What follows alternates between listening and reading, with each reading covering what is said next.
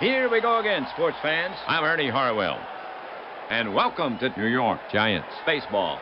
We're coming to you from out here at the park, and you'd better keep your windows closed.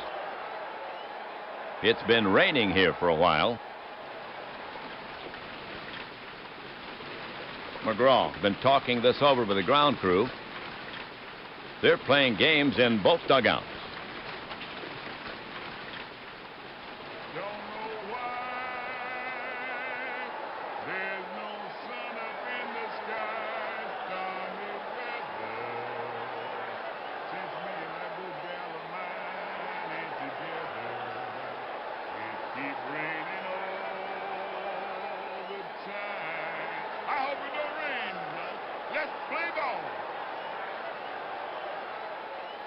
And they're finally rolling back the tarp.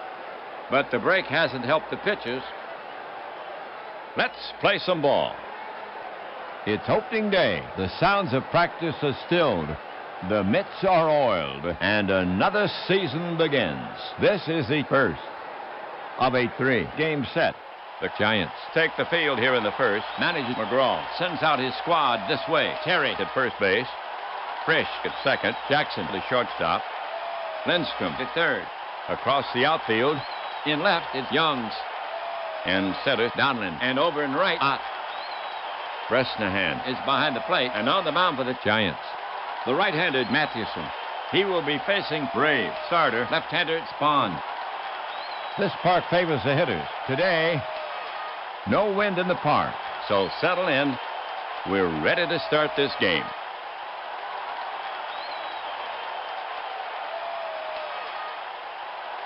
Logan will lead off the first. Right-hander. He gets his share of hits. Batter set. Catcher Bresnahan sets his target. The delivery from Mathewson. And he walks him. Logan moses down to first. That was Logan's first walk of the season.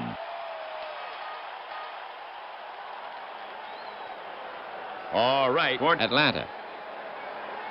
Logan on at first. No one out. Alou is out to take his hacks. Pretty good with a stick. Logan at first has legs. Alou steps up to the plate. Right-hander Mathewson ready. And Logan takes off. The delivery, punch back to Mathewson. It's off his glove. Alou races down the line. No play. Logan holds up at second.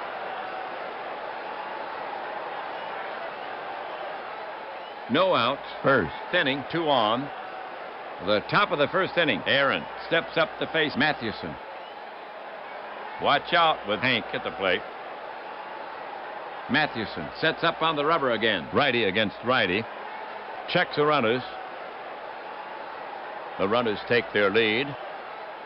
The delivery from Mathewson, and Aaron connects. And how? It's far over the wall and left. Mathewson wishes he had that pitch back.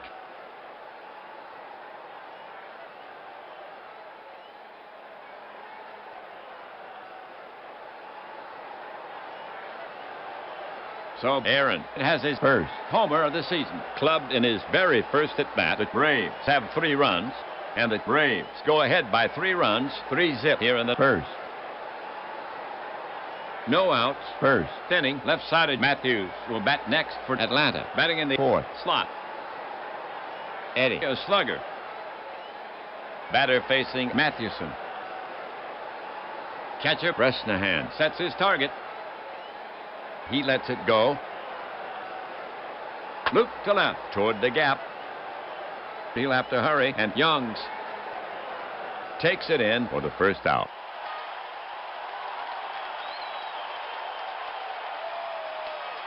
Here's Murphy coming to the plate. Dale can pound the ball. Mathewson will go to work on him. Mathewson comes to the plate. Swung on, poked to left center. Donlin is over. It drops in for a hit. Murphy is going for 2. Here's the throw. And Murphy pulls into second with a long double.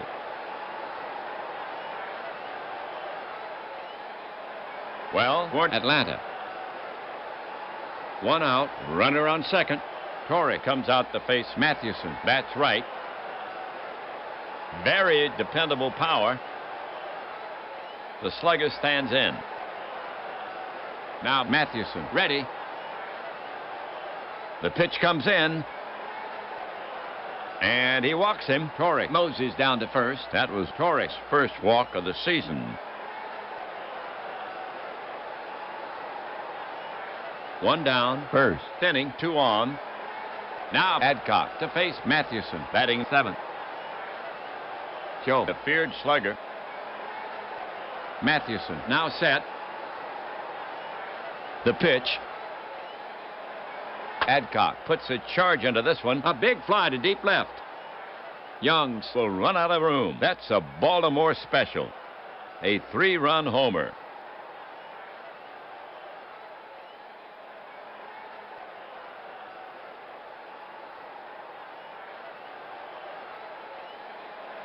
So Adcock hits a 3-run shot, clubbed in his very first at-bat, and the Braves leave the Giants behind 6-0.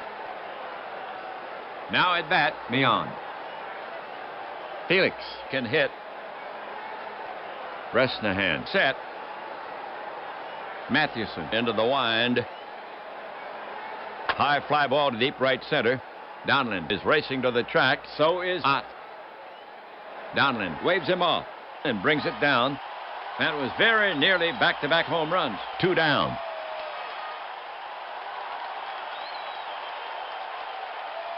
Now coming up, Spahn. Warren taking his first at-bat of the season. Mathewson staring in, ready to work. The offering from Mathewson. Cut on, ground ball to Lindstrom. He's up with it. The throw across the diamond, out at first, and the side is retired. Free at last.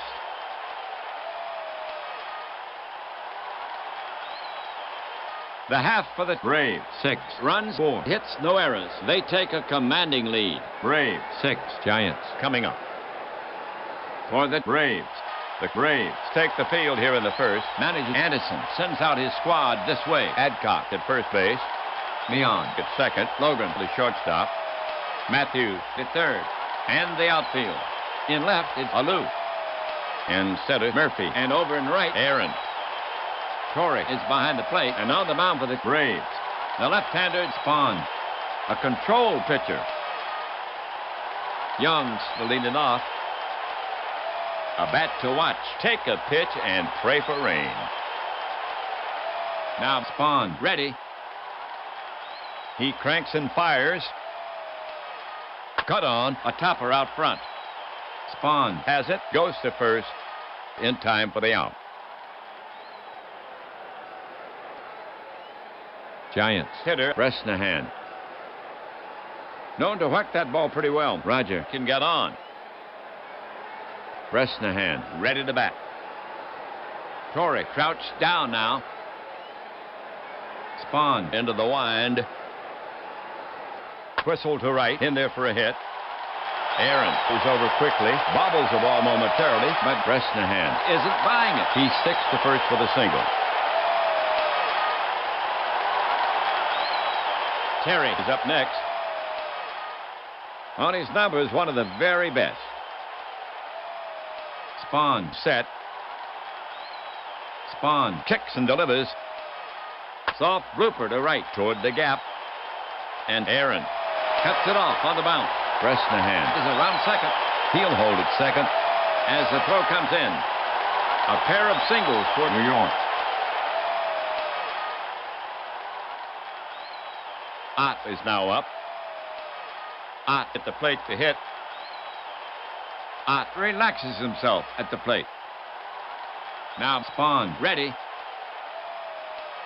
The runners take their lead. He wheels and deals high and tight. The ump says ball 4. And Mel will get down to first. And the bases are loaded. That was Ott's first walk of the season. One gone. Bases loaded. The bottom of the first inning. Lindstrom is stepping up to hit against Spahn. He's a right-handed batter. Everyone wants to see what he can do as a hitter. Spahn on the rubber. Spahn will go to work on him. Infield back at double play depth. The runners take their lead. The pitch. Hit down the line inside third. Matthews backhands it. Fires home. Out. The throw to first. Oh, double play. And they get out of the inning.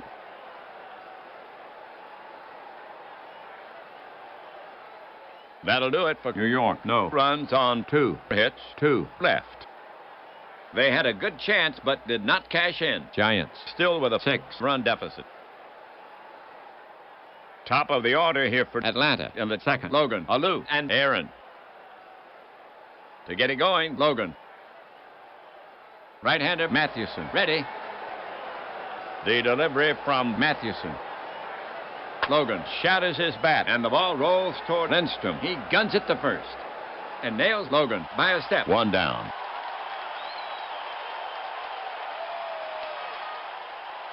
Alou up there. Batter ready. Bresnahan sets up. Mathewson into the wind. Popped high to the right side. Frisch drifts back.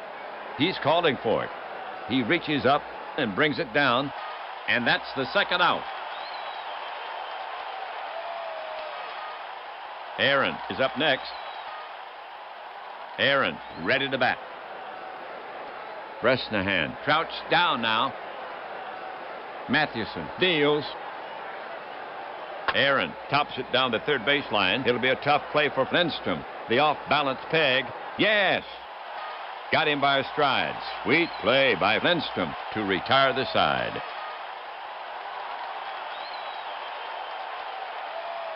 So the Braves go in order. The score still stands 6-0. Giants down as we head for the bottom of the second inning. Frisch, Donlin, and Jackson due up for New York. Leading off, Frisch. A force to be reckoned with. Catcher Torrey sets his target. Spahn deals. Way off the plate. That'll be ball 4. And a free pass for Frisch. That was Frisch's first walk of the season. Now coming to bat for the Giants. Donlin.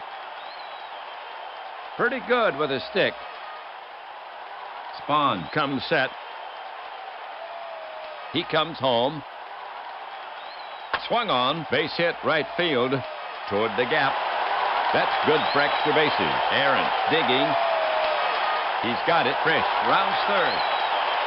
The throw comes into Logan. They're holding Frisch at third. And Donlin is in standing with a double. Now coming to bat for the Giants. Jackson. Known to whack that ball pretty well. The slugger stands in. Spahn looking in at the target. Infield deep. Spahn kicks and deals. Jackson clobbers it. A moonshot to left. This one might poke a hole in the ozone layer. Out of here. A 3-run blast.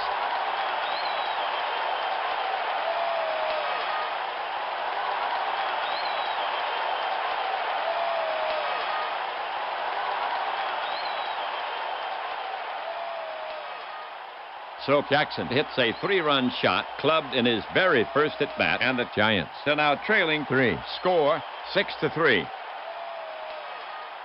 Now coming to bat for the Giants, Mathewson. Christie taking his first at-bat of the season. Spahn looking home. The pitch. The ball is chopped out over the mound. Logan gets to it in front of second, rifles it to first, and just nips Mathewson. 1 down.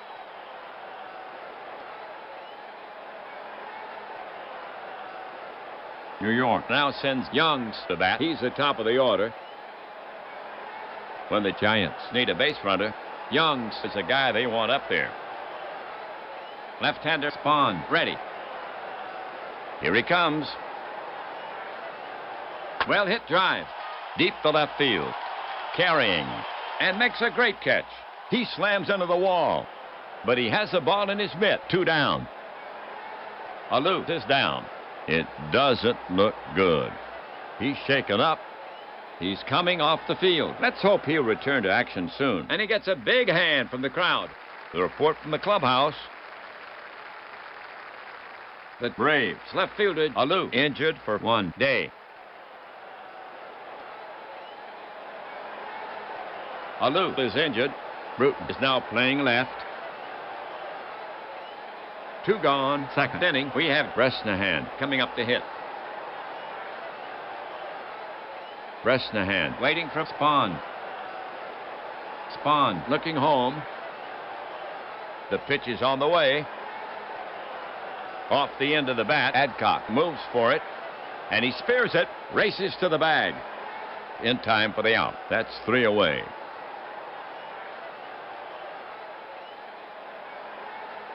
For the Giants, 3 runs on 2 hits. There were no errors. They score, but still trail by 3. The score now stands 6-3. Braves as we head for the top of the 3rd inning. For Atlanta, here in the 3rd, Matthews, Murphy, and Torrey. Matthews to lead it off for the Braves. He bats left. Matthews takes his stance. Mathewson prepares to come home. The pitch. Routine grounder to Jackson. He's up with it. Over to first. And Matthews is retired for out number 1.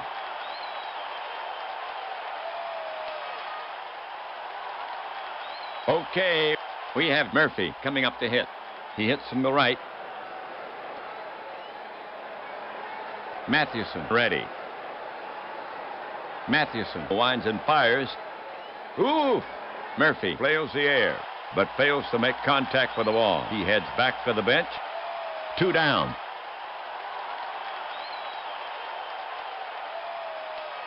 2 away. 3rd inning. The next Braves batter is Torrey, right-hander. Torrey waiting for Mathewson. Bresnahan ready to receive.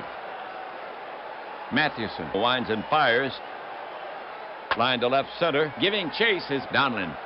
He hightails it to the track, and he snares it on the fly. That's 3 away.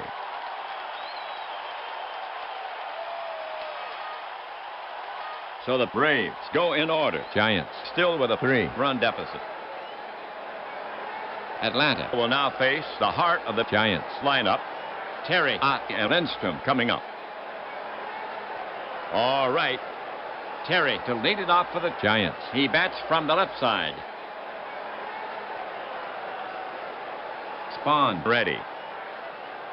The delivery from Spahn. Hit in the air to right. Aaron drifts over. Plenty of room. And Terry is gone. 1 down.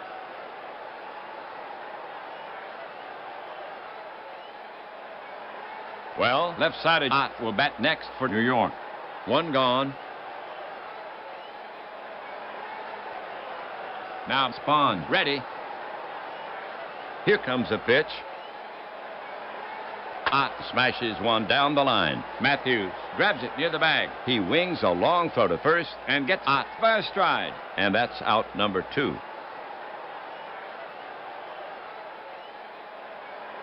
Lindstrom getting ready to go. Spahn looking home.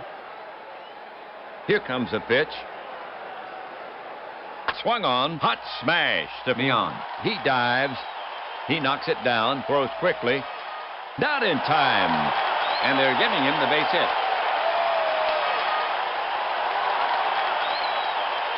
2 outs. 3rd inning. 1 on. Frisch walks up.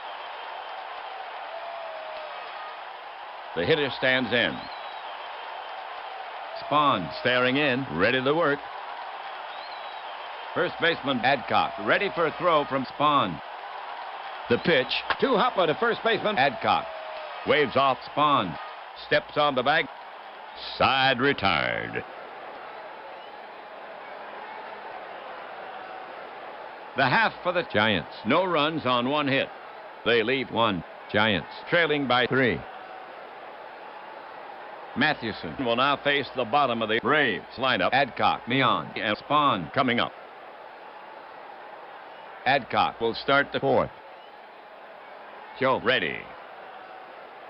Mathewson ready. The pitch. Swung on and missed. One down.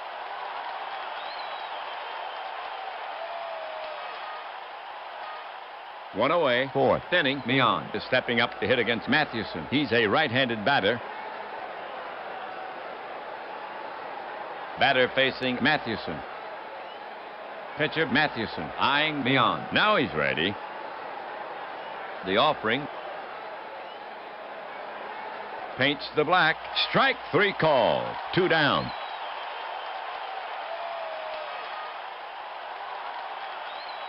Two down.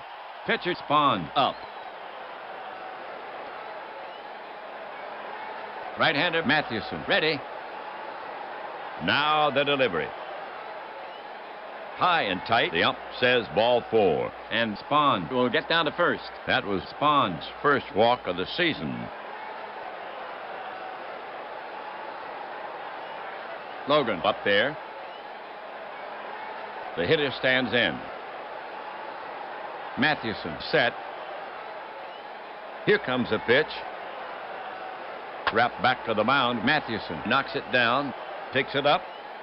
Throws quickly. High throw. Terry chases it down. Spawn goes on to third. Logan has to hold first. That'll be an error on Mathewson. Two on. The top of the fourth inning. Bruton gets set to face Mathewson. A trusty bat. Mathewson looking home. Now Mathewson pitches. Down and in. Mathewson can't find the plate. The bases are loaded. That was Bruton's first walk of the season. Two gone. Bases crowded for Atlanta. We have Aaron, the bat for the Braves. Aaron waiting for Mathewson. Mathewson sets up on the rubber again. Mathewson looking in. The offering to Aaron. Easy bounce at Frisch. He scoops it up.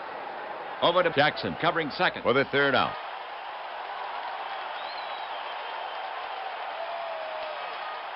The half for the Braves. No runs, no hits, and one Giants error. They leave three. And the damage has been contained. After 3.5, it's still 6-3 Braves. The Giants will send out the bottom of the lineup. Donlin, Jackson, and Mathewson. Donlin leading it off. Batter ready. Spawn looking in. The delivery from Spawn. Hit in the air to left field. Bruton glides back. He's there. And he takes it in. And there's one away.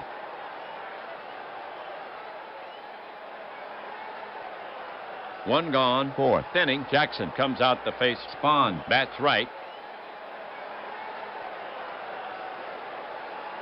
Spawn prepares to come home. He brings it in. Off the end of the bat. A weak pop fly. Easy chance for Mion. And Jackson is retired. And that's the second out.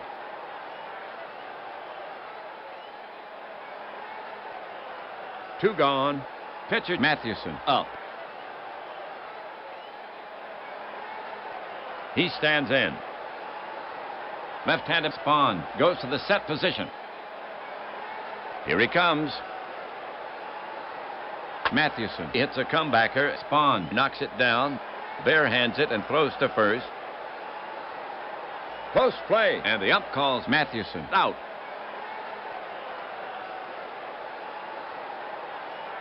For the Giants. 3 up, 3 down. The score is still 6-3 Atlanta as we go to the top of the fifth inning. The Braves will have Matthews, Murphy, and Torrey here in the fifth.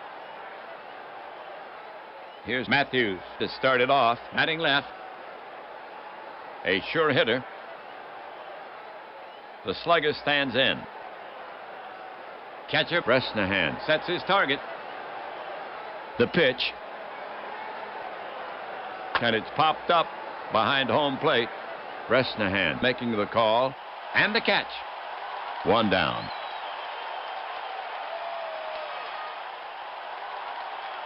Next up, Murphy. One away. Base is clear for Atlanta. Murphy, recently known as a solid hitter. Catcher Bresnahan sets his target. And now the pitch. Well hit drive. Deep to left field. Carrying. It's long gone.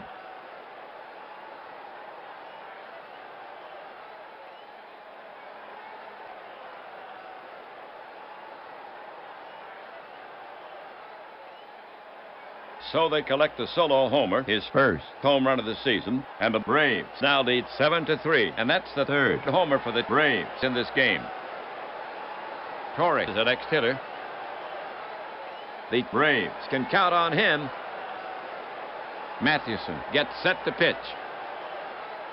Here's a pitch. Swung on and missed. Strike one. Torrey back in the box. Catcher ready. Mathewson into the wind. Torrey chops it toward Terry. He backs up and plays the big hop. He waves off Mathewson and takes it himself. And that's the second out. Adcock walking up the bat. The slugger stands in. Mathewson looking home. He lets it go. Hard two bouncer to short. Jackson covers it plenty of time. Fires. And that's out number 3. The half for the Braves. 1 run on 1 hit. They help Spahn a little after 4.5. 7-3. Braves. New York now will send out the top of the order. Youngs, Bresnahan, and Terry. Youngs starts it for the Giants. Known to whack that ball pretty well. Spahn looking in at the target. The pitch. Youngs hits a comebacker. Spahn knocks it down. Barehands it and throws to first. Close play, and the ump calls Youngs out. Now at bat, Bresnahan. Roger has a good eye. Torrey crouched down now. Spahn comes to him. Didn't mean to swing. A slow roller to the left side. Logan will have to rush his throw. Wide throw. Adcock could not keep his foot on the bag. And Bresnahan is on at first. So the Giants have a runner on the error. Score that E6 on Logan. Here's Terry coming to the plate.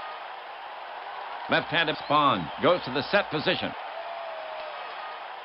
Now the delivery. Lace to right field. Base hit. Aaron Solver fields it. Bresnahan is around second, but the coach flashes the stop sign, and he puts on the brake as the throw comes in, and Bill is on with a single. Bill with his second hit in this game. Ott is stepping up to hit against Spahn. Bresnahan on second. Terry on first. 1 down. Ott has pop in that bat. Catcher ready. The runners take their lead. The pitch. Ott pops it up behind the plate. Torrey tosses the mask away.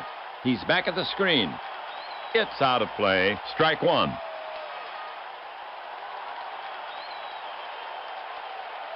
So Ott steps back in. Left-hander Spahn ready. The runners take their lead. The pitch grounded hard to short. Could be two. Logan fields it. Flips to beyond. It's second. Over to first. Double play. And they get out of the inning.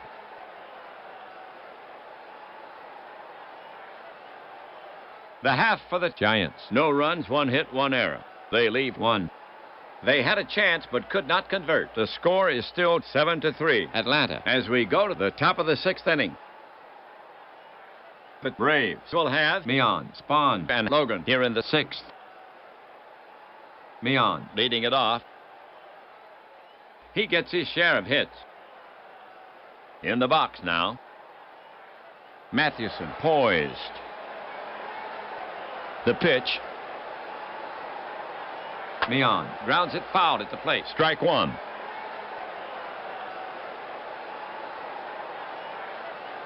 Meon ready to take on Mathewson again. Catcher ready. The pitch. Meon lofts a routine fly ball to center. Donlin drifts under it and hauls it in.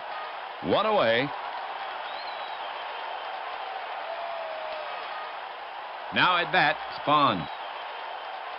Spahn in the box. Catcher Bresnahan sets his target.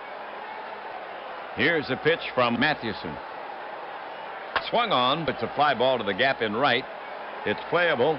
Ott is there. He's got a beat on it, and he hauls it in. 2 down.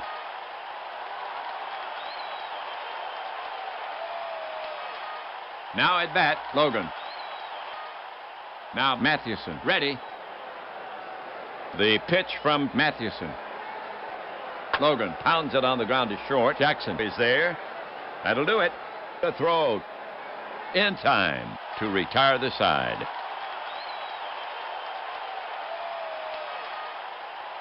So the Braves go down 1-2-3. We've played 5.5. Giants down 7-3. And they have a lot of ground to make up as they come to bat. Lindstrom, Frisch, and Donlin to bat next. Here's Lindstrom to start it off. Fred, one of the league's best. The slugger stands in. Spahn gets set to work on him. Here he comes. Hot smash to third. Matthews gets his glove on it. Now the long throw. Adcock scoops it on one hop, and Lindstrom is retired. Nice play on both sides of the infield. Notch one.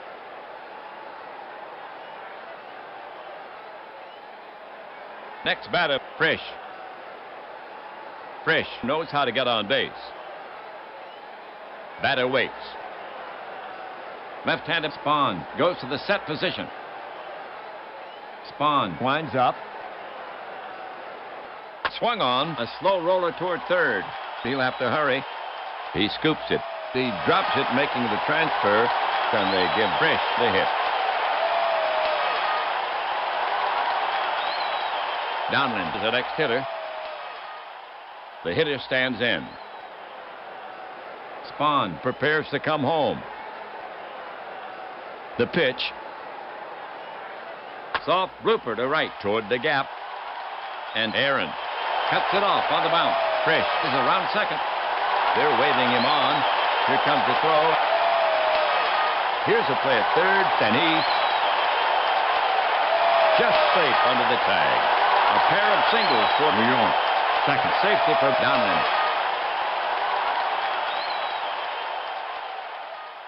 One out, sixth inning, 2 on. Next to bat for New York is Jackson from the right. He already has a hit in this game. A homer. He rarely strikes out. And here comes Braves manager Anderson. He's asking Spahn for the ball.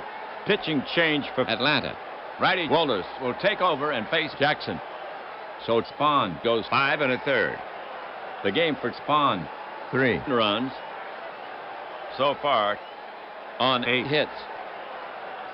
A homer. Walk 2. He's responsible for the runners. He'll win it if they hold the 4-run lead. For Wohlers, this is his first appearance. He's a right-handed pitcher. Sparky will give him some work. Wohlers takes a few warm-up pitches. He's rubbing up the ball. We're ready to go. Torrey ready to receive. Braves playing for the double play. The runners take their lead. The pitch.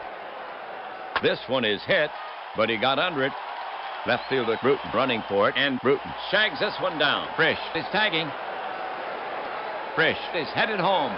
Here comes the throw. Donlin is taking second, and he's safe easily. Jackson picks up a sac fly and an RBI. And Donlin goes on to second. And the Giants get another one back. Score now 7-4. And Jackson now with 4 runs batted in the game.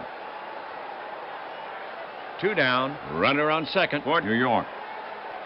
The bottom of the 6th inning. Next up, pitcher Mathewson. Torrey set. Donlin moves another step away from second. The pitch. Breaking ball. Ball 4. And Mathewson trots down to first, setting up the force. That was Mathewson's first walk of the season. 2 on, first and second. 2 gone. Youngs is out to take his hacks. Walters does not want to groove it to Youngs. Batter facing Walters. Walters put on the rubber, poker faced as he gets Torrey signed. Checks Donlin at second. The runners take their lead. Walters kicks and delivers high. Ball 1. So Young steps back in. Walters put on the rubber, checks the runners.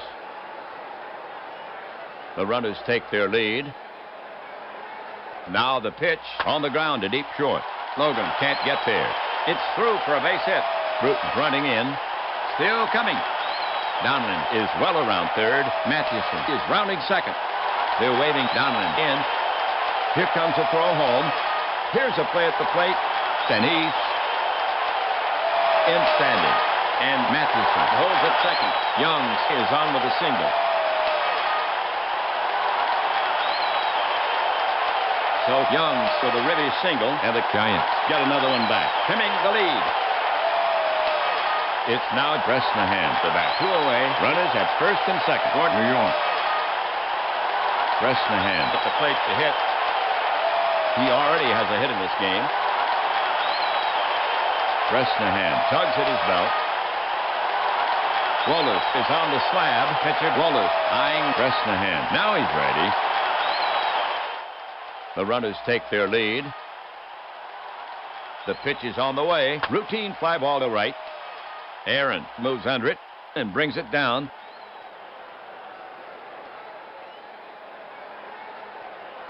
For the Giants, 2 runs on 3 hits. There were no errors. 2 left. They had good chances for more, but still trailed by 2. Giants down 7-5. Atlanta due up.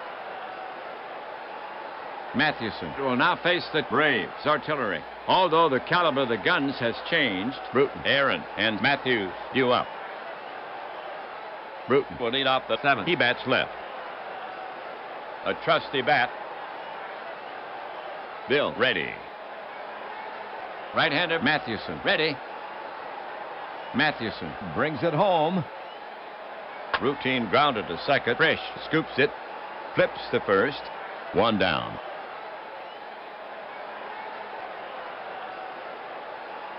One gone, nobody on for Atlanta. Aaron, the hit for the Braves. Bats right. Mathewson prepares to come home. Mathewson comes to the plate. Swung on. It's a fly ball to the gap in right. It's playable. Ott is there. He's got a beat on it, and he hauls it in. 2 down.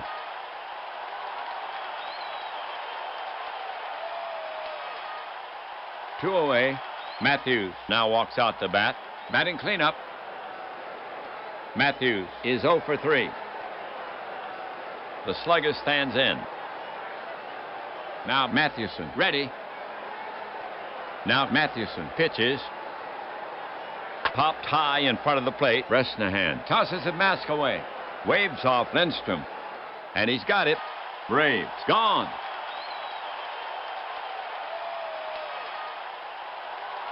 So the Braves go in order. Giants still with a 2-run deficit. Okay, folks, on your feet. Take a break for the 7th inning stretch.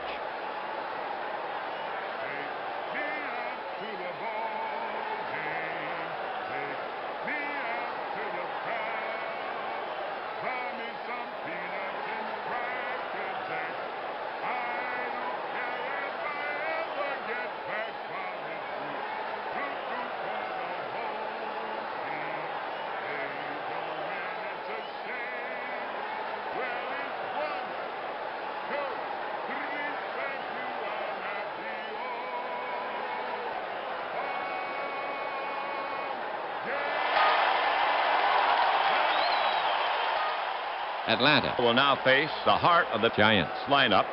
Terry, Ott, and Lindstrom coming up. Here's Terry to lead it off. Walters gets set to work on him. The pitch. Lofted down the line to right. Aaron racing over. He won't get it. He cuts it off. Terry wisely holds first. He's on with a single. Third. Safety for Terry. Next batter, Ott. Ott walked once. He's 0 for 2. The Braves infield dangerous on the double play ball. And with Terry on first, the Braves have a good chance. Ott gets in there. And here comes Braves manager Anderson. Again. He's asking Walters for the ball. Taking the mound for the Braves is Garber. So Walters goes only 2/3 of an inning. His line, 2 hits, 1 walk. He's responsible for the runner. For Garber, this is his first appearance. He's a right-handed pitcher. He'll be looking for the double play. Garber takes a few warm-up pitches. He's rubbing up the ball. We're ready to go. Batter ready. Torrey set. The delivery from Garber. Hit deep. Murphy takes 3 steps to his right. Back. He brings it down. That's 1 down. And Terry gets back safely. Lindstrom to hit for New York. 1 out. Terry on first. Lindstrom 1 for 3. The slugger stands in. Torrey sets up. The offering from Garber. Swung on. It's back to Garber. He gloves it. Fires to first. The throw is wild into right field. Terry is going for third. Lindstrom's headed for second. The throw to second. Logan's tag, and he's safe. Terry is in at third. What a play. That'll be an error on Garber. 2 errors now for Atlanta. The tying run is now at second base.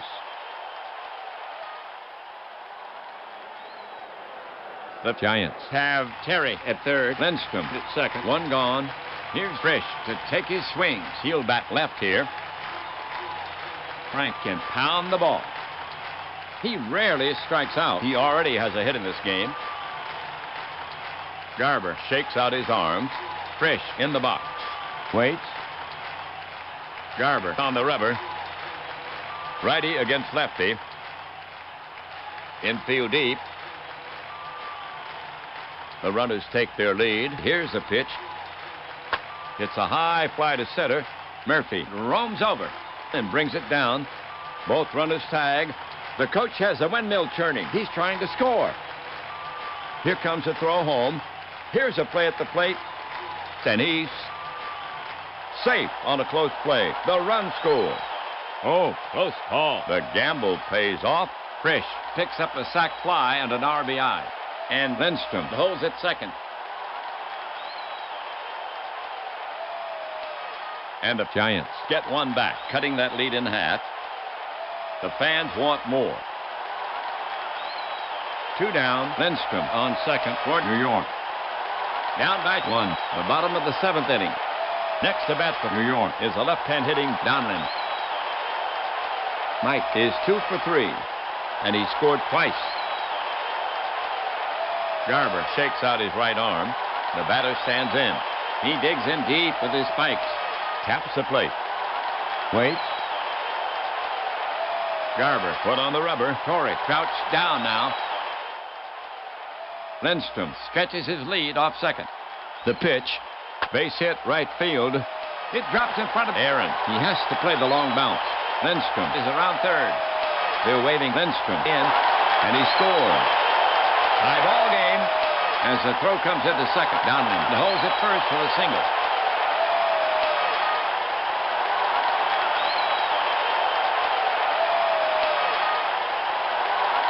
So the single drives in 1 big run, and the Giants have tied this game.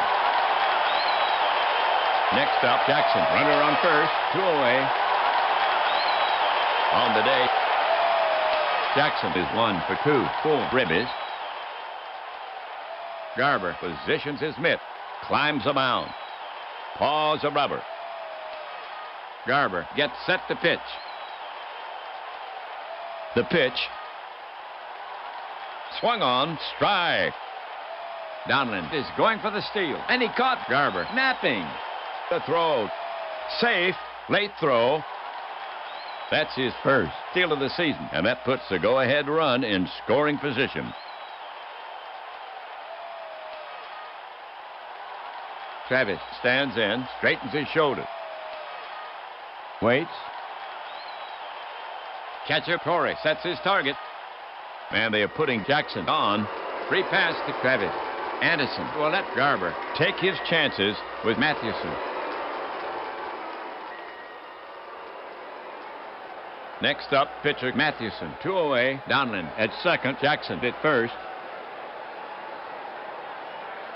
Garber on the rubber. Checks the runners. The runners take their lead. Here he comes. Grounded hard at Matthews. He's up with it. Fires to second. And they get him. And the side is retired. The line for the Giants. 2-2-1. They leave 2. They had good chances for more, but they do tie it up. Scored all tied at 7-up at the end of the 7th. For Atlanta, it'll be Murphy, Torrey, and Adcock. Murphy to lead it off for the Braves. Already has a homer in this game, his first. Murphy has 2 hits and 3 trips, and he scored 2 runs. Mathewson has asked for a new ball. He's rubbing it up. Combs his hair with his hand. Climbs up to the mound. Murphy takes his place in the box. Taps the plate with his bat. Leans in. Mathewson climbs the mound. Mathewson prepared to work. The pitch. That's rocked to deep left center. It is high and long and gone. Murphy with a monster shot. They show movies on flights that long.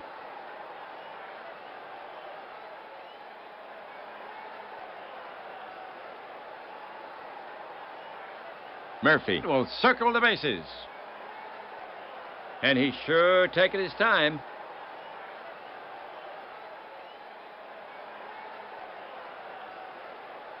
So Murphy has his second homer of the game. And the Braves break the tie and now lead 8-7. 8th inning.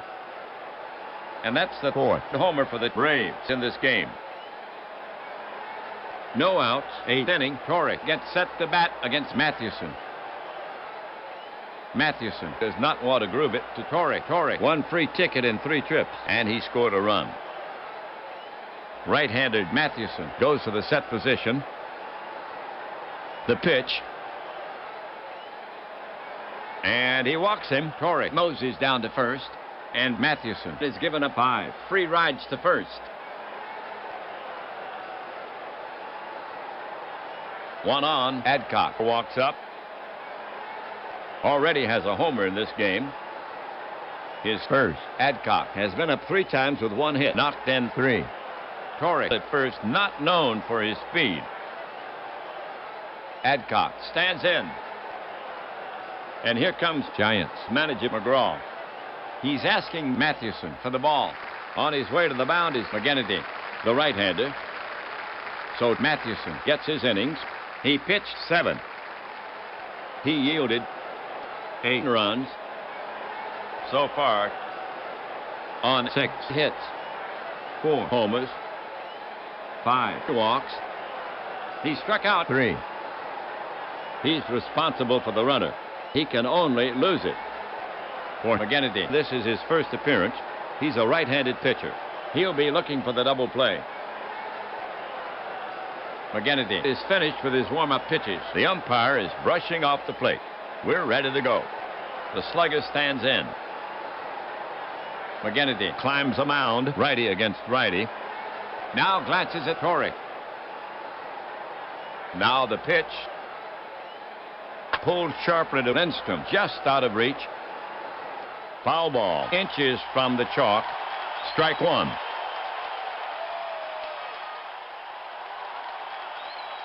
Adcock stands in again. McGinnity put on the rubber, cradles the ball in his glove, and waits. Pitcher McGinnity set to go. Body rigid. Big hole on the right side. The pitch, low and away. Ball one. So Adcock will get back in there.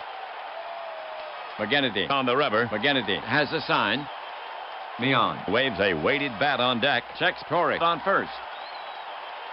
First baseman Terry is on the bag. McGinnity with the pitch just over the knees. The plate up, thumbs him out. One down.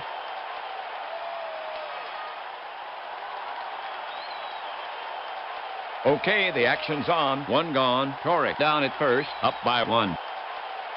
Meon, the hit for the Braves. That's right. Felix, 0 for 3.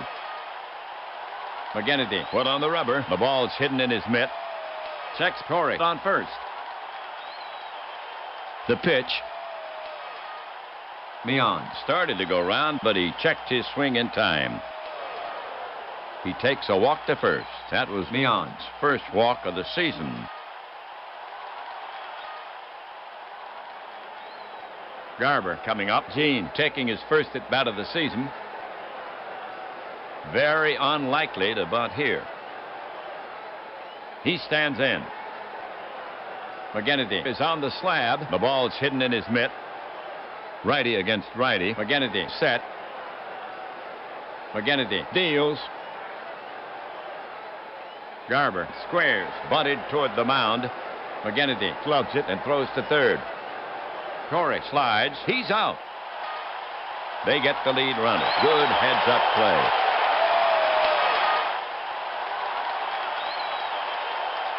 Well, here we go. Meon on second. Garber on first. Two down. Next to bat for Atlanta is Logan. Johnny has a walk and 4 trips. And he scored once. McGinnity gets set to pitch. The pitch comes in. Ground ball to Frisch. He's up with it. Over to Jackson, covering second. Braves gone.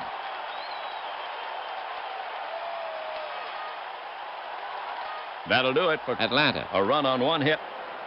2 left. 1 notch could be enough. The score is 8-7 as we go to the bottom of the 8th inning. We're at the head of the order for the Giants. Garber will face Youngs, Bresnahan, and Terry. Youngs to lead it off for the Giants. Youngs has a hit and 4 trips. 1 ribby. Garber is on the slab. The pitch. Swing and a miss.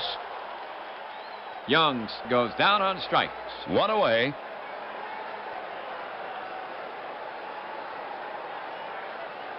Bresnahan is out to take his hacks, and he hacks from the right. They need to get him on. Roger has a hit and 4 trips. Excellent credentials with the stick. Garber toes the rubber. Torrey set. Here's the delivery. Driven to right. It's playable. Aaron is there. And he covers it. 2 away.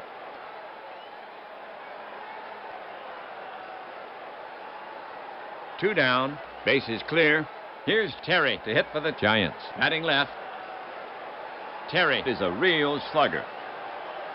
Bill has 3 hits and 4 trips. And he scored once. Catcher ready. To the plate. Breaking ball. Bounce past Garber. Logan is over. He stabs for it. Makes a pickup. And throws Terry out by a step for the 3rd out.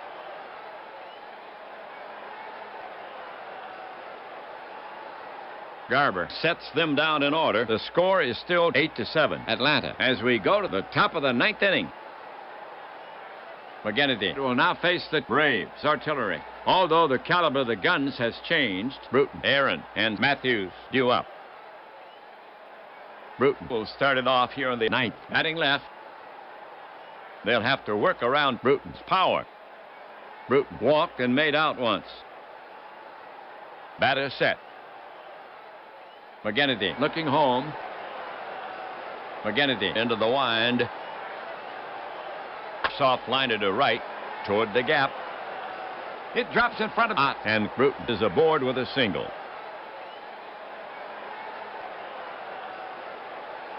Okay, the Braves have no outs. Bruton on first.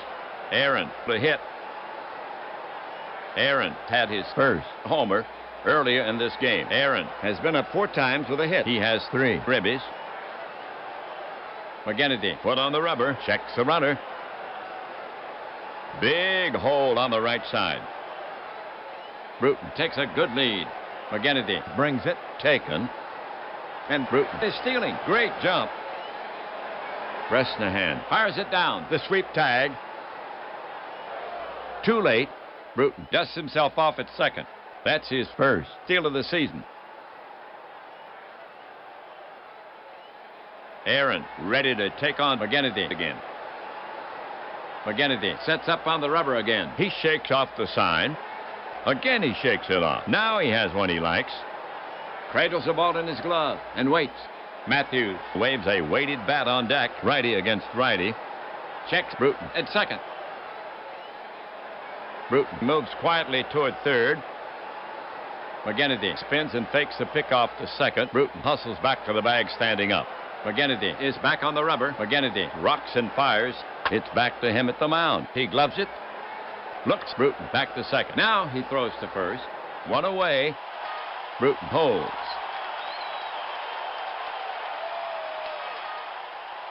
One out. 9th inning. One on. Matthews will bat next for Atlanta. Matthews is 0 for 4. Bruton at second can go to warp speed. McGinnity is on the slab. Glances back at the runner. Bruton edges a bit more off second. McGinnity spins and fakes the pickoff to second. Bruton hustles back to the bag standing up. McGinnity is back on the rubber. The pitch. Swung on. Slow roller beyond the mound. Jackson charges in. He scoops it up. Fires to Terry. 2 down. And Bruton moves to third. 2 gone. Bruton on at third for Atlanta. Right-handed hitter Murphy gets set to bat against McGinnity. Murphy already with 2 homers in this game. His first and second of the season. Murphy has hit safely 3 times at 4 trips. 2 ribbies. Murphy waiting for McGinnity. McGinnity looking in at the target. McGinnity watching Bruton at third. The delivery wide of the mark, and Murphy walks. That was Murphy's first walk of the season. Well, here we go. 2 outs. Runners at the corners. The top of the 9th inning. Here's Torrey. Torrey has walked twice in 4 appearances, and he scored a run. Torrey relaxes himself at the plate. Bresnahan sets up. McGinnity watching Bruton at third. Here's the delivery. Ground ball to first. Terry's up with it. Steps on first to retire the side. The line for the Braves. No runs, 1 hit. They leave 2. So they fail to cash in on 2 valuable runners, holding their narrow margin. We've played 8 1/2. Giants down 8-7. The Giants will have Ott, Lindstrom, and Frisch here in the 9th. Here's Ott to start it off. Garber does not want to groove it. Ott has a walk and 4 trips. Garber works the ball with his hand, climbs up to the mound. Ott takes his place in the box, straightens his shoulder, leans in. Garber toes the rubber. Lindstrom now kneels in the on-deck circle. Garber is ready to fire it in. Garber into the wind. Slow bounder to the right side. Adcock to his right. Scoops it. Flips to Garber. Just in time. New York now sends Lindstrom to bat from the right. 1 down. Base is clear for New York. Fred has a hit in 4 trips. And he scored a run. An outstanding batsman. Fred stands in. He slowly digs in to face Garber. Quick look at the ump. Again focused on Garber. Waits for the pitch. Garber sets up on the rubber again. The New York crowd urging on Lindstrom. Now Garber ready. He lets it go. Line drive base hit to right. Lindstrom rounds first. But Aaron wings it back into beyond. And Lindstrom will settle for a single. The tying run is on. That's Lindstrom's second hit of the game. One on. It's now Frisch the bat. In this game, Frisch is 1 for 2. Walked once, 1 RBI, and he scored twice. It will be tough to turn 2 with Frisch to play. Lindstrom will take a big lead. He has the speed. Frisch tucks in his shirt. Garber works the ball with his hand. Batter in the box works his hands on the bat handle. Knocks the bat handle twice on the plate. Leans in. Garber put on the rubber. Works the ball in his glove. Right-handed Garber goes to the set position. Big hole on the right side. Lindstrom takes a good lead. Garber comes to him. It's roped hard to right. Base hit. Aaron fields it. Lindstrom is around second. He's headed for third. Here's Aaron. Throw. And Lindstrom is out on a close play. Oh, those Braves. They snuff out the tying run. And the aggressive base running does not pay off. 2 down. Frisch takes second on the throw. Here we go. 2 gone. Frisch on second. Next up, Donlin. Mike, 3 for 4, has a ribby. Stole a base, and he scored twice.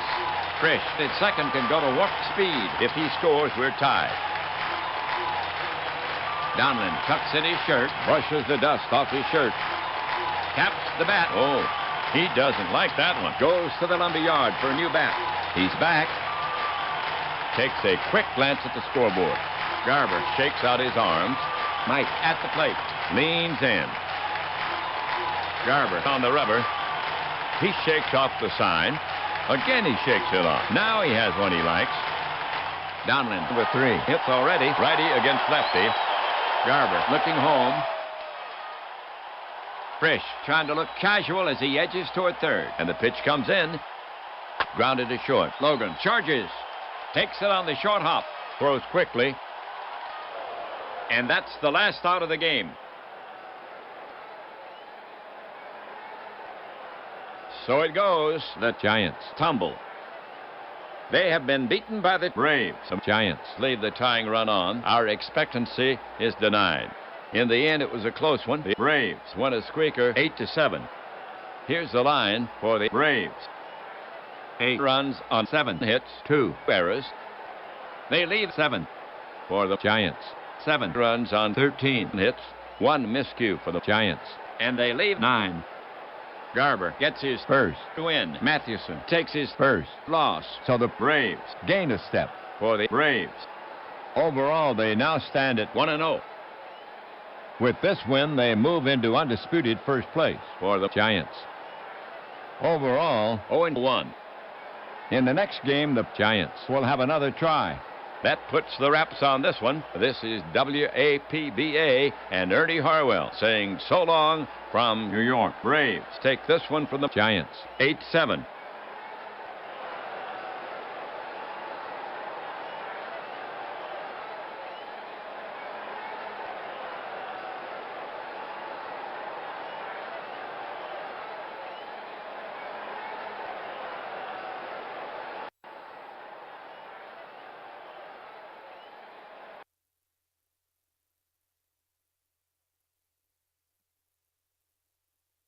All right, guys, thanks, man. Thanks for coming back in.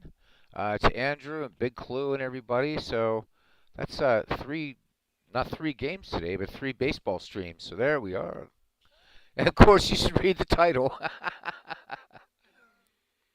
All right. So yeah, again, this is the original franchise All-Stars 4. This is a great one. I'll just show it to you really quickly. I have to close this and open the other one. advanced draft to show you what this thing actually looks like in the inside. So here it is. And so 32 teams in this thing. And what's really, really cool is you'll notice, for instance, that the Philadelphia Athletics have their own all-time great team, and the Oakland Athletics have their own all-time great team, which is really, really cool. Same with the Minnesota Twins and the Washington Senators, the Baltimore Orioles, and the St. Louis Browns. And I like that APBA did this. I think this is really, really cool. The Boston Braves and Atlanta Braves. So there, and this that we just played. While there were some Milwaukee Braves, Atlanta Braves, there might have been a couple Boston Braves, but these Braves have their own team, which is really, really, really cool. So it's really, really, really good stuff. I like it. I think it's a unique approach.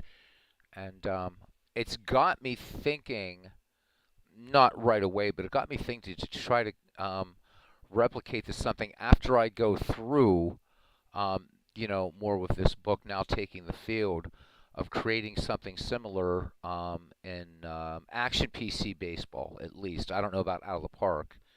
Once I can get mass text import with Out of the Park baseball down, then I'll probably do more stuff with that. As well. But this is really good. I mean, so if we look here at the Minnesota Twins, let's look at their team.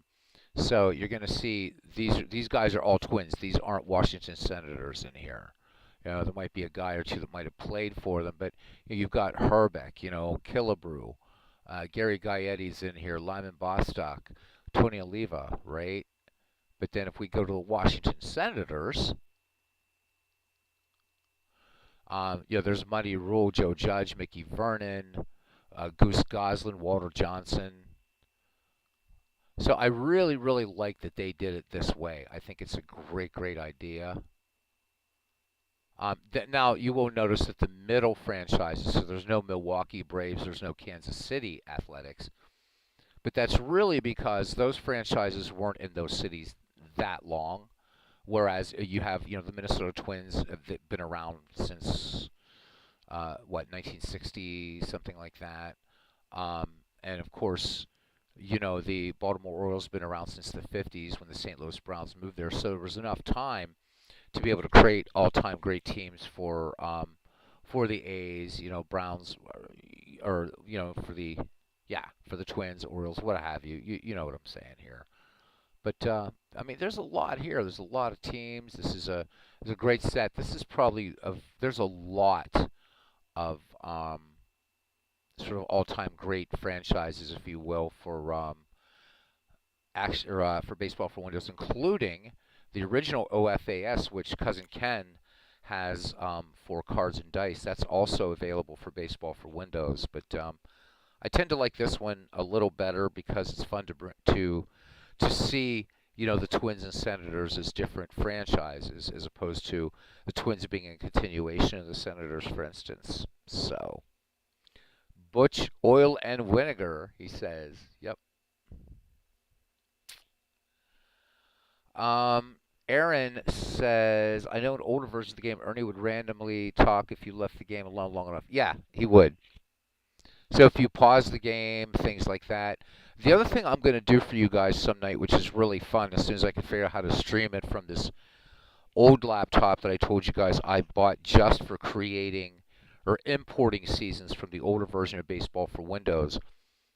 Ernie does a really, really cool, some cool interviews where you get to hear him, and it's, he's recorded these interviews, so it's not the technology you're hearing, and he talks about like great broadcasters of the game. He talks about his own career, some of his great baseball memories. So as soon as I can, it's not like something you have to see. What I might do is just put the mic next to the speaker to let you guys hear it. It's really, really cool because I do have I'm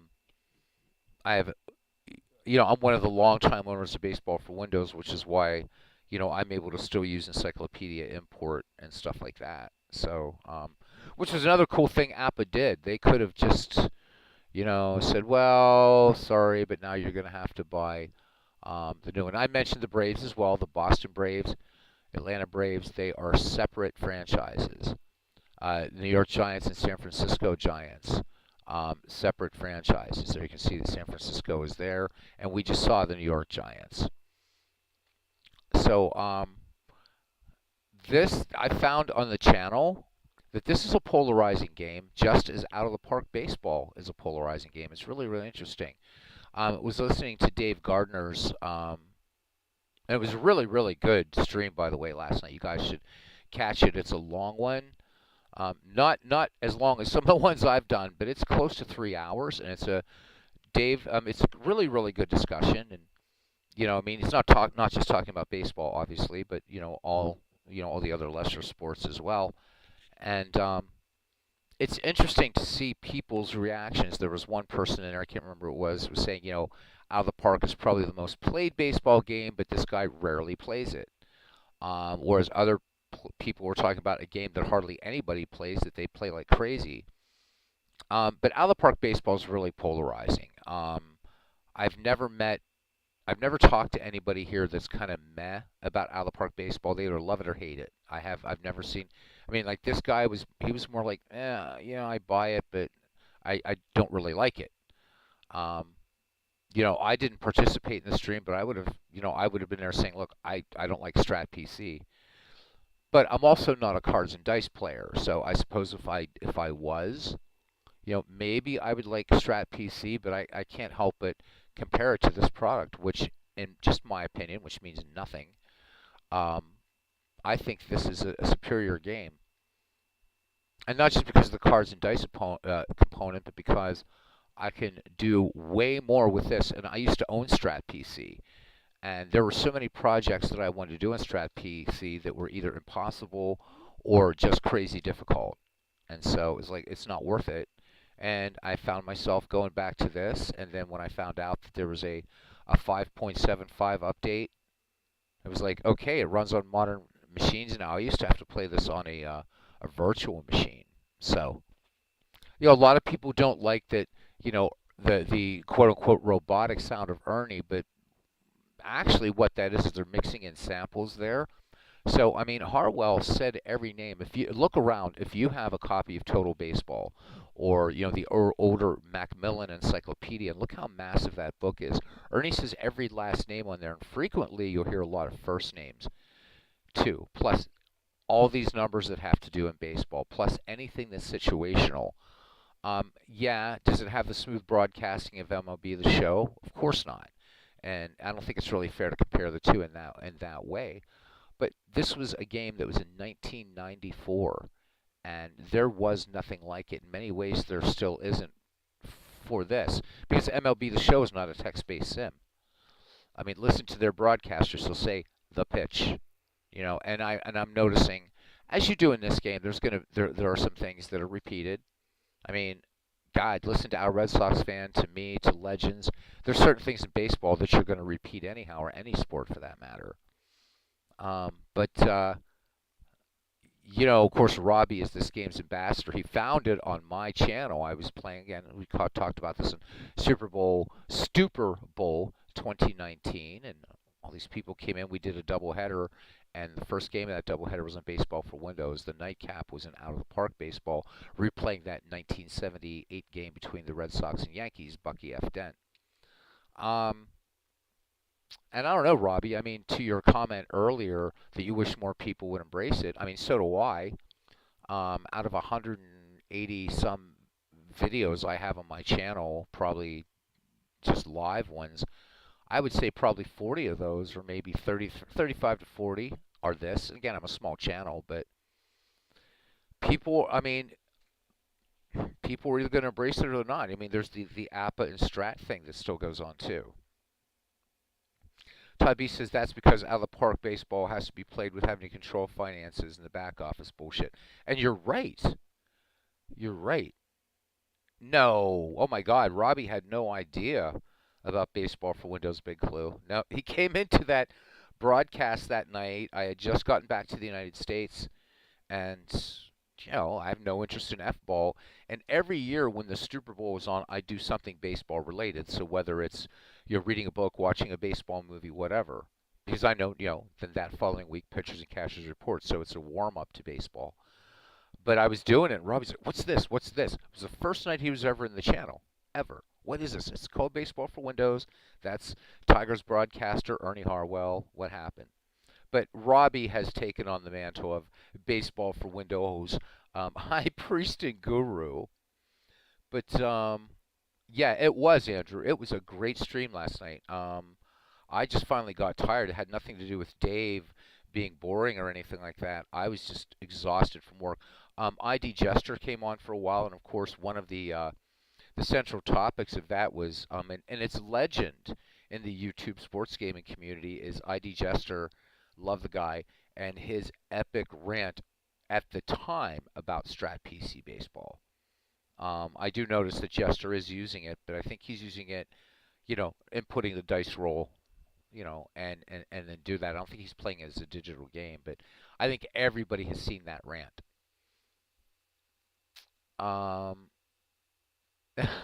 Big clue. Love it, man. He said there's a reason Tom Clancy wrote a book about a suitcase nuke being set off at the Super Bowl. People from other countries hate the sport too. Well, yeah, it is okay not to like a game, Robbie, but games are going to be polarizing, and not just in the sports gaming community. I'll give you a great example. All right. So when Torchlight 2 came out, it came out, I think, a year after Diablo 3. And man, if you were on either of the fora of those games, if it was Diablo 3, people were just ripping on Torchlight, and people in Torchlight were ripping on Diablo. And the thing is, both Torchlight 2 and Diablo 3, although Diablo 4 is going to kick its ass, but Diablo 3, I've been playing since release in 2012. And I've played all of the Torchlight games, but the first and second ones are the best. Games are polarizing. It is okay not to like a game, but and I don't know if I stayed and I don't think I stayed if I caught the part, but I'm pretty sure that Dave would have talked about the the APBA Strat thing. It's like in music, man. Stones or Beatles, and of course the answer is the Beatles. It is okay not to like a game. I don't like PC replay baseball, Robbie, and I know you're not a fan of action PC baseball, and that's fine. But you know what? It was a good topic, and I think that Dave handled it really well, because that's certainly a topic that could blow up your chat in ways that you just don't want to happen. Andrew says Strat versus Apple was a big thing when he was a teen in the 70s. One or the other. No one did both. I think that's still the case. Ken Castro is not a Strat player. I think he was at one time. Yep. Yep, they still exist. Yep. It's still there. Yeah, Andrew already catching me with the 10-second lag. You got it. Yep. The role-playing community has always been that way too. Either or. Coke versus Pepsi. Exactly. There are hardcore Pathfinder players out there, hardcore D&D players. Look at the collectible card game community. Most Magic the Gathering players, that is to say me, don't play Yu-Gi-Oh! I have a Yu-Gi-Oh! That I bought on Steam that has every card, and I don't play it. But I play the crap out of Forge, which is a Magic the Gathering thing that has every card ever printed. So polarization, I think, is a good thing. And I don't know whether, again, if Dave got to this. I think he did by saying, hey, you play what you love, and your tastes do change. I don't hate Strat as a game. I've gone on record that many times. I think Strat's an excellent game. I think the company sucks. I do. I think the company absolutely sucks. But despite themselves, they sell, and they do know how to market, Robbie, which is one of the things APBA, and if seriously, if Gilles Thibault would come in here, I would say, you guys don't market your game. I don't know how many people have come onto this channel and said, I didn't know this was wow, or this brings back memories. And I say, well, you can still buy it, and it's updated. They're like, what? Really? But yet people know Strat, right? You can buy Strat. It's available. It's there. Strat has its own channel on YouTube. And every year, I just watched it just out of morbid curiosity. to see if they were doing anything with the PC game, like, get rid of the stupid, you can't transfer from one to computer with another without them having do whatever, making sure it's unlicensed on one PC. But they're smart. They come out with this set of, what is it, their special edition cards that cost like a ridiculous amount of money. And I know somebody ranted on it, not in our community, but that does sports games on YouTube. So, Robbie, I've said this before, my dear friend. APBA is its own worst enemy. 4 weeks ago now, John Gerson from APBA said within 2 weeks we will have all the ballparks and everything as a downloadable product because we know that modern PCs don't come with DVDs. In one day, I could take every ballpark, zip everything up, post it to their site in one day. Here we are 4 weeks later, and they still haven't done it. They still haven't done it.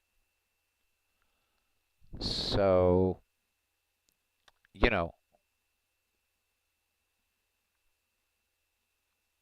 I'm not surprised that Dave's a smart guy. I'm not surprised at all that he brought it up, actually. I mean, Dave and I might not agree with some certain things, but that's okay. I don't agree with Rob, our Red Sox fan. Robbie, I don't agree with you on some things. And that's okay. And I think as long as we keep the disagreements about what we like, what we don't like, healthy. And I thought Dave Gardner really, and I don't know if Dave's listening or he ever will listen, especially this late in the broadcast. I know he does come to broadcasts of mine and lurks, and he will occasionally say hi, but I hope word gets out to Dave from me. And, I thought he handled it beautifully last night. Beautifully. So props to Dave Gardner on that. And I'm not saying that because he's a bigger channel than I knew Dave when he was just getting, kind of getting started and whatever. And that was back when our Red Sox fan has as many subscribers as I do now, and Al's up over 1,000. And our Red Sox fan, I'll give him this. He's kind of always been the way, play what you love. So I may disagree with Al, like wiping out all his moderators, especially those of us who have a friendship with him. But I think, Al has handled this in a way by example. I'm glad Dave brought it up. I'm glad he brought it up. But to Todd's comment about Out of the Park Baseball, I've reviewed it a few times on Steam, and I always make it a point in my reviews to go after people that think it's a GM sim. I've been playing Out of the Park Baseball since, okay, to be fair, the first edition had nothing to do with general managing. But I think it was along about Out of the Park 3 or 4 is when they started bringing in the GM thing. Regardless, I have never, ever touched financials in that game. Ever. Never will. And have been playing that game and so much joy of Out of the Park. I love it. A lot of people don't. But a lot of people do, and it is down to what you love, So you're just glad that Dave gave you permission not to like a game. That's funny. Louis Bello, welcome to the channel. He says, what broadcast from last night are you speaking of? No, not mine. No. I didn't do any broadcasts from last night, Louis. I actually slept. Dave Gardner on his channel did, and Dave's he's a big fish in the sports gaming community. Did a live stream, Louis, called "Is It Okay Not to Like a Game?" That's what I'm referring to, and it was really good. A lot of props to Dave, really. And this isn't about ass kissing at all. I mean, there are things Dave and I don't agree about, and that's fine. That's fine. But I thought that Dave really handled it well, just like I liked, the way they did their interview with Steve Tate and with John Gerson and Gilles Thibault from APBA. I just wish that somehow I could get the message to APBA, will you make this stuff downloadable, like you said? Yeah, definitely check it out, Louis. It's a long one, but it's a good one. And anyhow, welcome to the channel. If you love baseball, this is a baseball-only channel, but hope you pop in occasionally, hang out with the fam here, as it is. Yeah, so Andrew talking about, he did a great interview with John Gerson and Gilles Thibault from APBA. Great stuff. Yeah, you have to like every game. Yeah, I'm not gonna show you my Steam library. You know, my girlfriend doesn't care. She doesn't care, whatever. But, whew. No wrestling, Andrew. You're gonna have to go to. That's our Red Sox fan and a couple other guys, buddy. Yep, this is just baseball, and only baseball, which is why I'm never even gonna hit 1,000 subscribers ever, and I don't care. Got a group of guys in here that are family, and this is more about the chat than it is about the game, anyhow. They'll tell you, and if you've listened as a lurker, holy hell. I'd probably go off on 5 and 10-minute interactions with chats and tangents between batters. So this channel is definitely an acquired taste. Definitely an acquired taste, but I do love the fact that, you know, a few of you do put up with me, and I appreciate it. Oh, Big Clue. Yeah, a big Clue. This is why Beatles is your favorite. Big Clue, I did send you that 20 in PayPal to say that, so thank you. I appreciate it. I'm glad that means you got it. So, so I'm not going to be doing any Howie Shank stuff tonight, but I am going to be continuing the Ken Castro Dead Ball 19th Century Tournament. As I said before, that'll be this evening, and it'll be the 1908 Cleveland Naps, 1909 Pittsburgh Pirates meeting in Game 3. They're in the second round of that tournament. These teams are tied, and then we'll probably cap it off. Either with something in Out of the Park Baseball or MLB The Show. I'm not sure yet. So yeah, I'm glad you got the bribe. So, but nice to see a couple new faces in here, even if you're just doing a drive-by. I really, really appreciate it. Todd asks about what percentage of customers use financials would be interesting. I mean, obviously, oh, of course you can, Andrew. Yeah, man. Oh, you want to MLB The Show games and behind the scenes look. Ooh, that would be fun, wouldn't it? So what I've got to do, Todd, is I've got to make sure I've got my mic hooked in there and figure out. It's been a long time since I've done a voice stream from Action PC, or from a PlayStation. But I did see that there's 2 USB ports in the back, because somebody was saying about needing a docking station or hooking it into the controller, but I think I can hook it just right in the back. We'll see. As soon as I figure out how to do that, I'll do it. I would definitely do it. With a proviso that you understand that Legend Sports Universe in our community is the expert by far on MLB The Show. How would you do an exhibition between 2 different years teams? Well, do you want to see? There's 2 ways to do it. I like to answer questions. So let me close Baseball for Windows, and let me make sure I save this organization. Oh yeah, everything's saved. It's good. All right, it's cool. Let's bring up Action PC Baseball. So there's 2 ways to do it.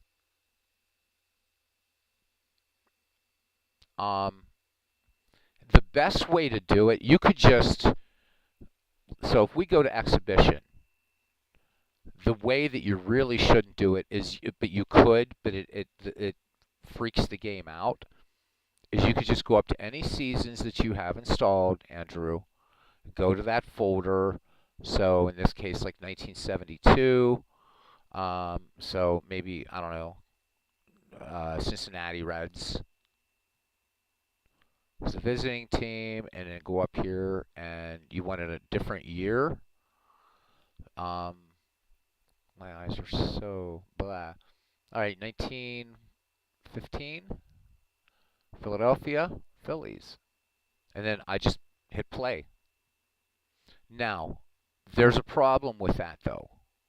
And so my workaround is this, and I'll do that by showing just the Steve Tate franchise file if you want. But this would actually be ready to play, but every once in a while, the game will just sort of freak out. It's a weird bug. So what I suggest you do is this, all right, is go up here, and so you just have a bunch of teams that you really, really like. You don't even have to do it as a tournament or anything like that. You want to do an exhibition between years, let's say, okay? So you can go up here, and I believe, where did it go now? Utilities. So create a blank league, okay? And we're just going to say teams for exhibitions. This is how I would do it, because what Steve and I found out, Andrew, playing some head-to-head baseball, is that if the game crashes, and this happens even if you're playing exhibition between two teams from different years, because it doesn't have that reference, it's better to have those teams in there. Okay, so let's go to rosters and let's just bring in a bunch of teams, and then we'll just do one. So again, we'll just call it, we're just going to call this exhibition teams. This is more for me just to remember, okay? Now we go to teams, import teams. Any season that you have installed, and I mean, I've got them all, but I don't have everything installed. So let's just bring in some teams. It doesn't matter. Let's see, from 1915, I think that is. No, 1916. Okay. So I know, the Brooklyn Dodgers were in the 1916 series, so I'm going to bring in, Brooklyn, and yeah, let's bring in the 1960 A's. Okay, so we'll import them. Okay, and I'm not going to worry about throwing them in a league or a division. Okay, so now I've brought in two. Okay, let's import a couple more teams just for giggles. And let's go to 1934, and let's bring the St. Louis Cardinals, and let's bring the Detroit Tigers, and then import those. Okay. Now, I could play right now if I want to do an exhibition, and we'll do that. So we've got the 1916 Brooklyn Dodgers, 1934 Tigers. I know this is a long way around, but if you have a crash, you'll be able to pick this back up again. I'm not sure if you guys know this, but this is something, and you see, it really wasn't that long, and I could even play this out as a mini season if I wanted. You can do a resume game. So if your game crashes in your league, and there's nothing here yet, you can just pick it up, boom, and you can go right back into it. It saves as it goes.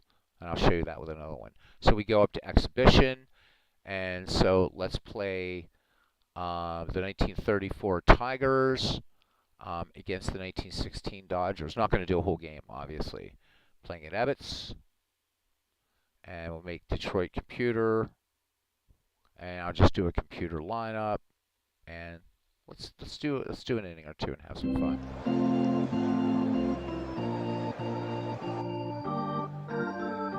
And right, Andrew, and this won't freak the game out,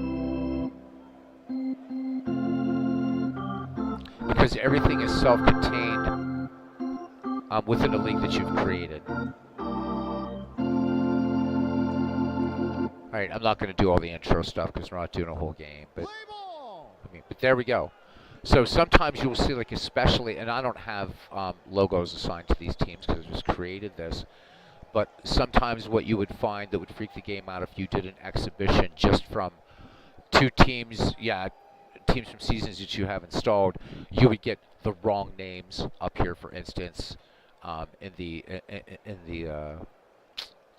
scoreboard, you would have maybe the incorrect logo. Sometimes in the after game report, it would have the wrong teams, wrong players.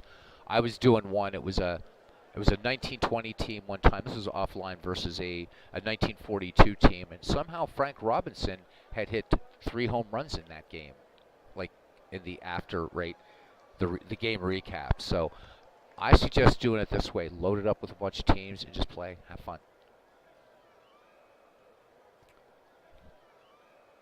So, and actually, we're not gonna play this game. So let's just go out of this. I said I wanted to show you, and with Steve Tate's, because he meant it for one of the things he meant for this. So if we go, and this is freely available, by the way, we'll do the National League again. He has an American League version too.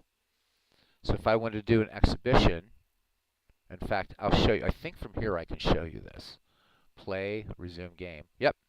Okay, do you guys see this whole list of games?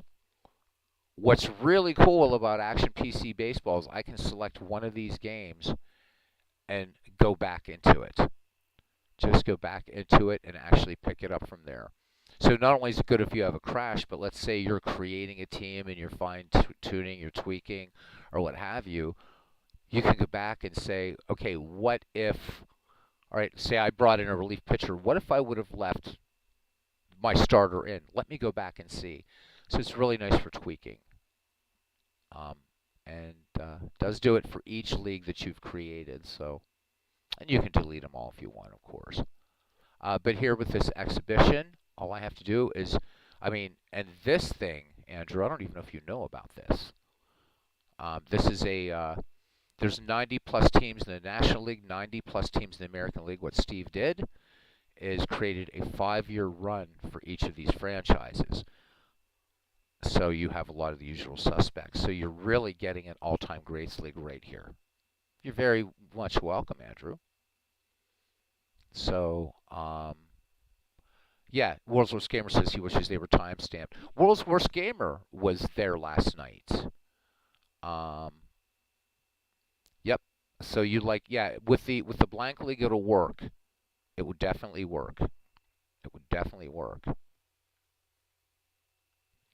But World's Worst Gamer made a funny comment last night, and I had to repeat it here. World's Worst Gamer, he said, what was it? He said something about, I wish I wasn't just a baseball sim only fan or something. Or I wish I was a football only fan because the games play out more quickly. But it was just the way he put out. Anyhow, we don't see you around here, man. World's Worst Gamer. So, and again, I'll just say it looks so happy to have you with your wrench back, dude. Seriously. Todd B says 7-8 Red Sox over the 82 Brewers. 12-4 home. Yep. Well, please do it there, Robbie. What are you going to do it? Let's play Action PC. Says Big Clue. I love this file, though. If you have Action PC, Andrew, get this file. It's superb. It is superb. These are not Dave. These are all hand done by Steve Tate after exhaustive research. These are absolutely brilliant. And to be honest with you, all I've been doing with this right now is just playing exhibition games. But this is a great thing to draw from, either a draft pool or if you wanted to just create a subset of teams from both the National and the American League, Federal League, what have you. I don't know if Steve has any Federal League teams yet anywhere. I probably wouldn't be worth it unless he would sneak them onto one or the other. But this is really, really brilliant. We even have some old Brooklyn Superbas, which I haven't assigned the ballpark yet, but there they are. So, yeah, World's Worst Gamer welcoming Andrew in. Looks cool. Tons of works by Steve. Absolutely. In fact, if you subscribe to his channel, Andrew, a few months ago he took us behind the scenes on a live stream showing how he was creating these franchise files, how he's created the Negro League files, which he's doing, and I suppose I should show you those for a second. As soon as I figure out where the hell they are. I think this is it. Yep. So what Steve has done here, first thing that you'll notice is look at the high number of plate appearances and the high number at bats, and Big Clue deserves a shout out on this as well. So, and I bought them and bought the next 3 that are available. So there are 9 or 10 Negro League seasons available on Action PC. All of them are on Out of the Park Baseball. But the problem with them is they're as played. So it was one day and Big Clue said, hey, I got something for you. Because at that point we were talking about doing something with the Negro Leagues because they just don't get the love they deserve. And Big Clue told Steve about these things called the Major League equivalencies. And what these basically are, using some math and the whole thing, is now within this game. If you get these are free. Again, these players can play now on a level playing field with their quote-unquote Major League counterparts. And we're seeing that in the Howie Shanks League as Pop Lloyd is just tearing it up and stuff like that. But I could take this team and just put anything to a league and just play exhibitions till the cows come home or Robbie decides he actually likes action PC baseball. But yeah, Steve's done a lot of work, and again, but if Big Clue hadn't talked about those major league equivalencies, we probably wouldn't have this really important set either. Oh yeah, the Action PC community site. There's tons of stuff there. That's a crazy one. So anyhow, I'm going to switch back to this baseball, whatever it is I've been doing here. Oh, franchise teams. There we are. Subset of the baseball history collection.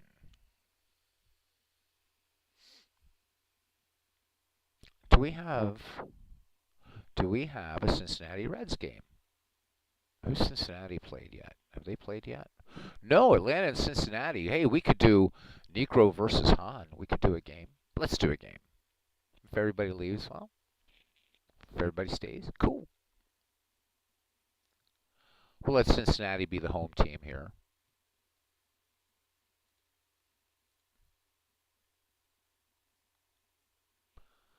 All right, Cincinnati. Let's see what they have in here for lefties. All right. And Noodles Hahn gets the start, I suppose. If Big Clue's here, we'll see. He says, if there's one thing Big Clue do besides hit, it's talk.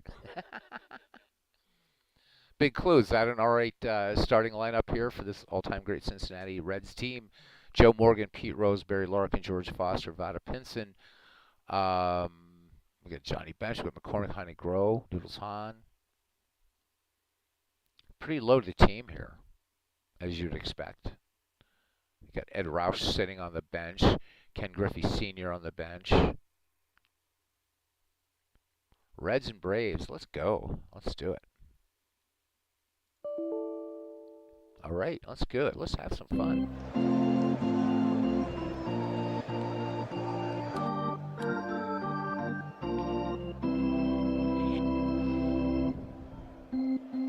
As Robbie goes off to play baseball for Windows.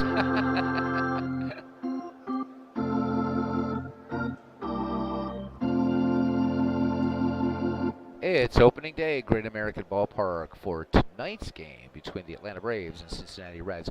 Phil Necro will take the hill for Atlanta and be opposed by Noodles Hahn for Cincinnati.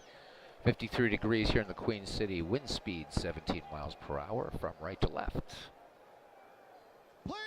All right, Cincinnati takes the field. Let's look at the starting lineup. In the starting defense, I should say. The starting left fielder, George Foster. In center, Vada Pinson should be in the Hall of Fame. Thank you very much. And right, Pete Rose should be in the Hall of Fame. Thank you very much. At first base, Frank McCormick. At second, Joe Morgan. At shortstop, Barry Larkin. At third, Heine Groh. Catching, Johnny Bench. And taking the hill, Noodles Hahn. Noodles Hahn coming into this game from last year with a 2.5 earned run average, 16 wins, 12 losses, no saves.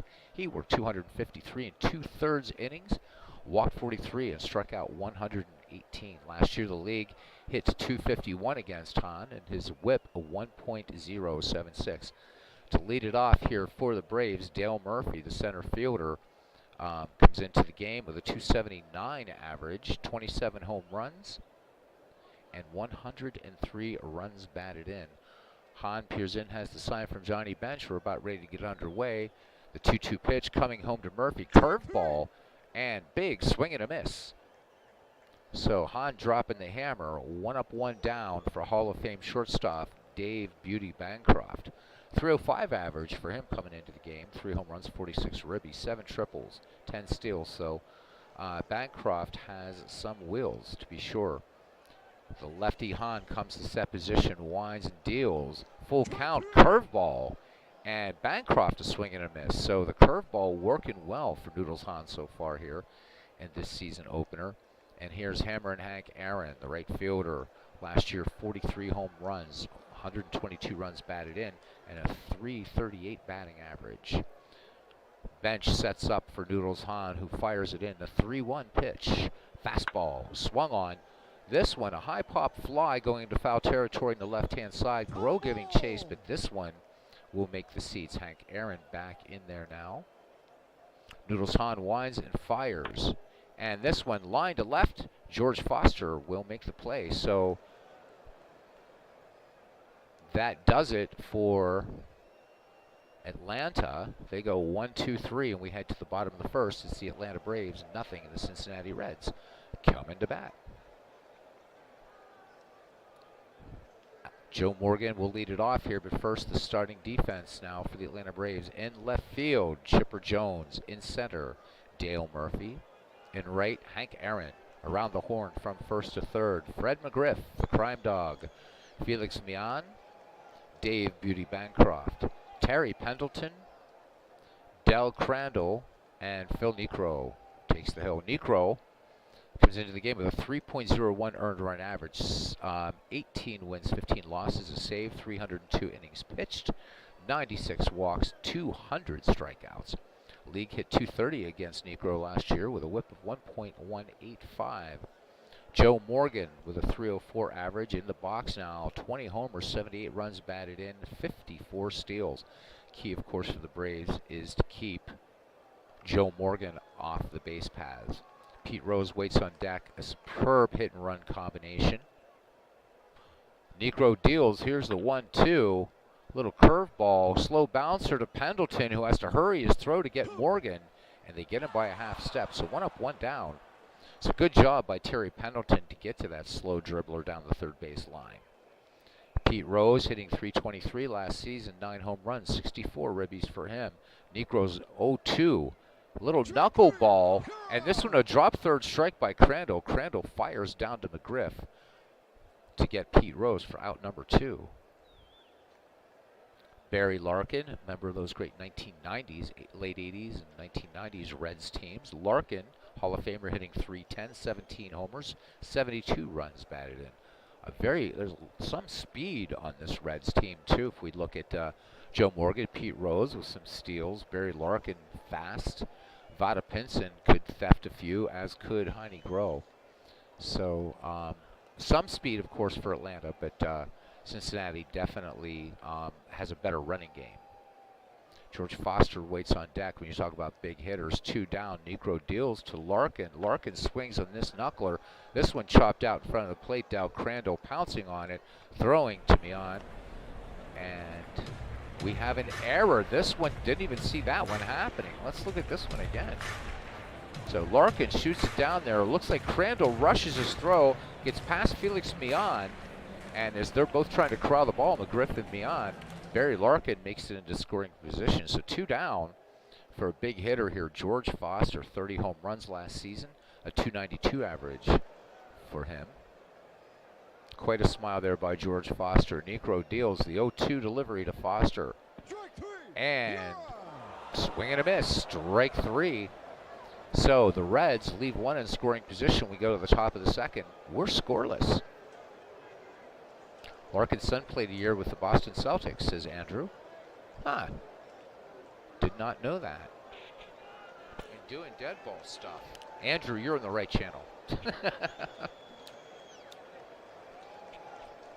You're doing dead ball. Welcome in, man. All right, Chipper Jones will lead it off here for the Atlanta Braves. Number 4, 5, 6 hitters due up. Jones, McGriff, and Crandall. Chipper, .324 average, 35 dingers, 106 batted in. Noodles Hahn has struck out 2.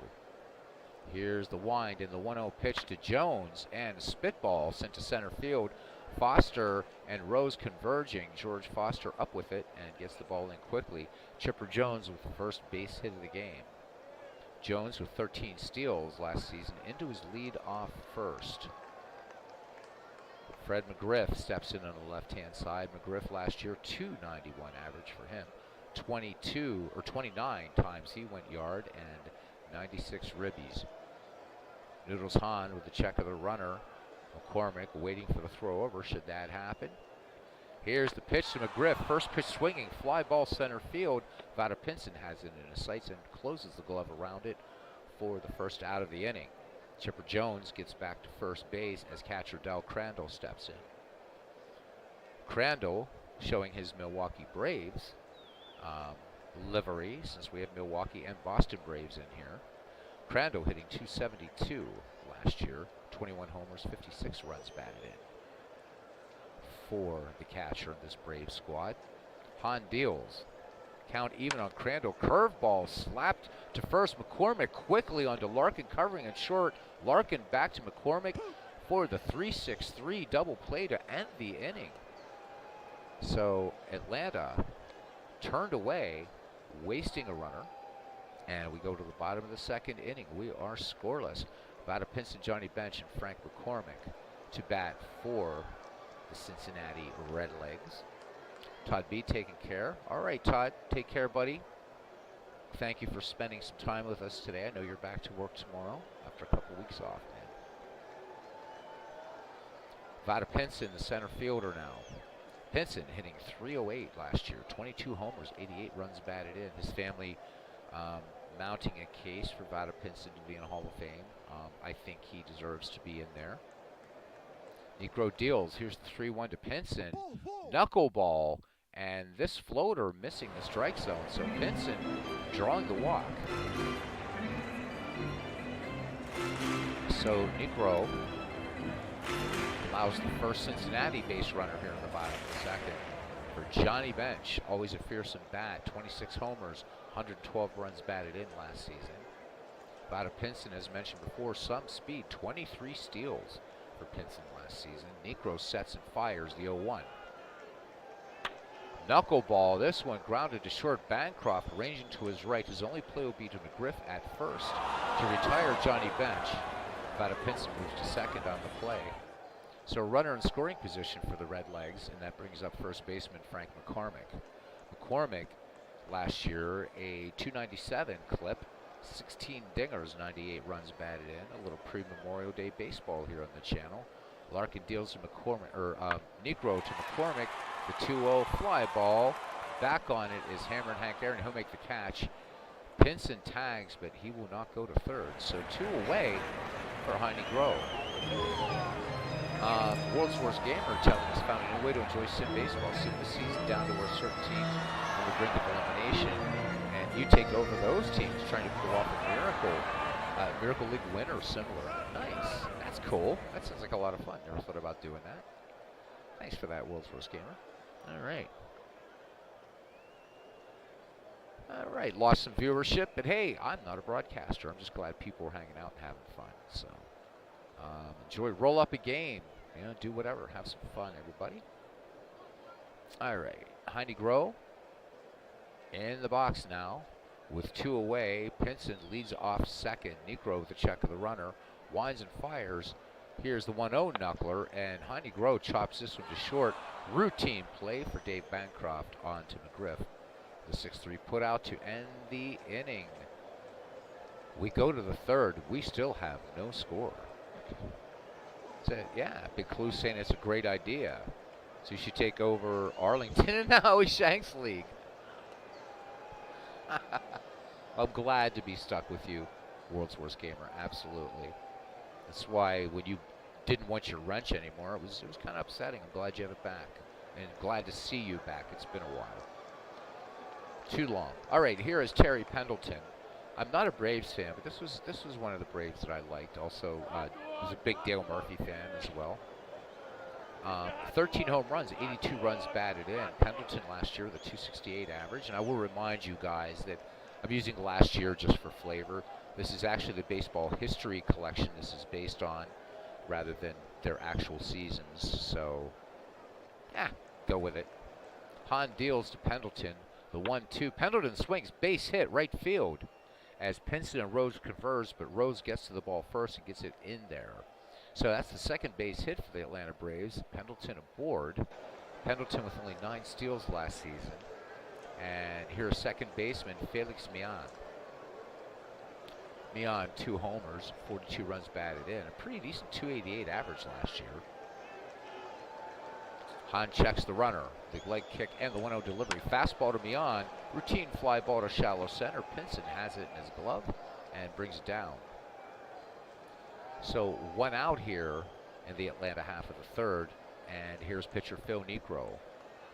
Niekro just 184, as you'd expect, but 8 runs batted in, 6 runs scored. Last season grounded into 5 double plays. Noodles Hahn has the sign from Johnny Bench. Here is the wind in the 0-1, and this one bunt and foul on the first base side. So McCormick in at first, Groh in at third, looking bunt from Niekro. The count 0-2 on Phil Niekro. Niekro swings on this curveball, little bounder to Larkin at short, so the swinging sacrifice is successful. Terry Pendleton moves into scoring position with 2 out, and will return to the top of the order, center fielder Dale Murphy, who struck out back in the first. Bench sets the target. Hahn winds and fires.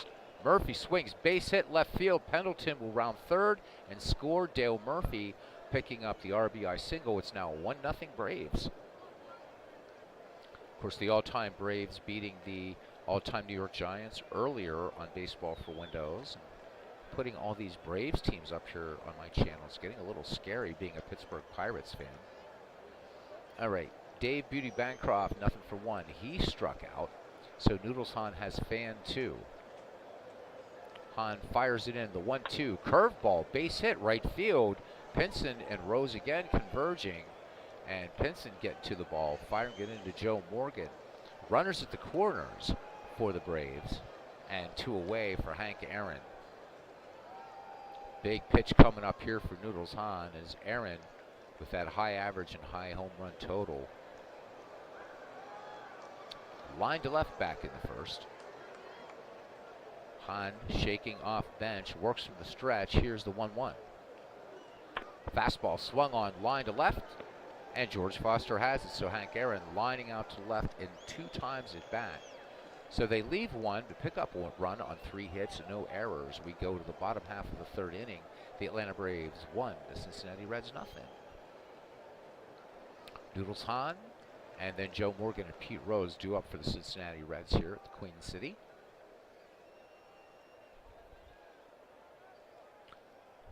Noodles Hahn, 164 hitter last year with a triple, 9 runs batted in. Niekro delivers the 1-1. Here comes the floater, popped behind the plate. Crandall thrown off the mask. Will he run out of room? He does indeed. So this one will make the seats. So Hahn will get another look here at his mound opponent. Niekro with a 1-2.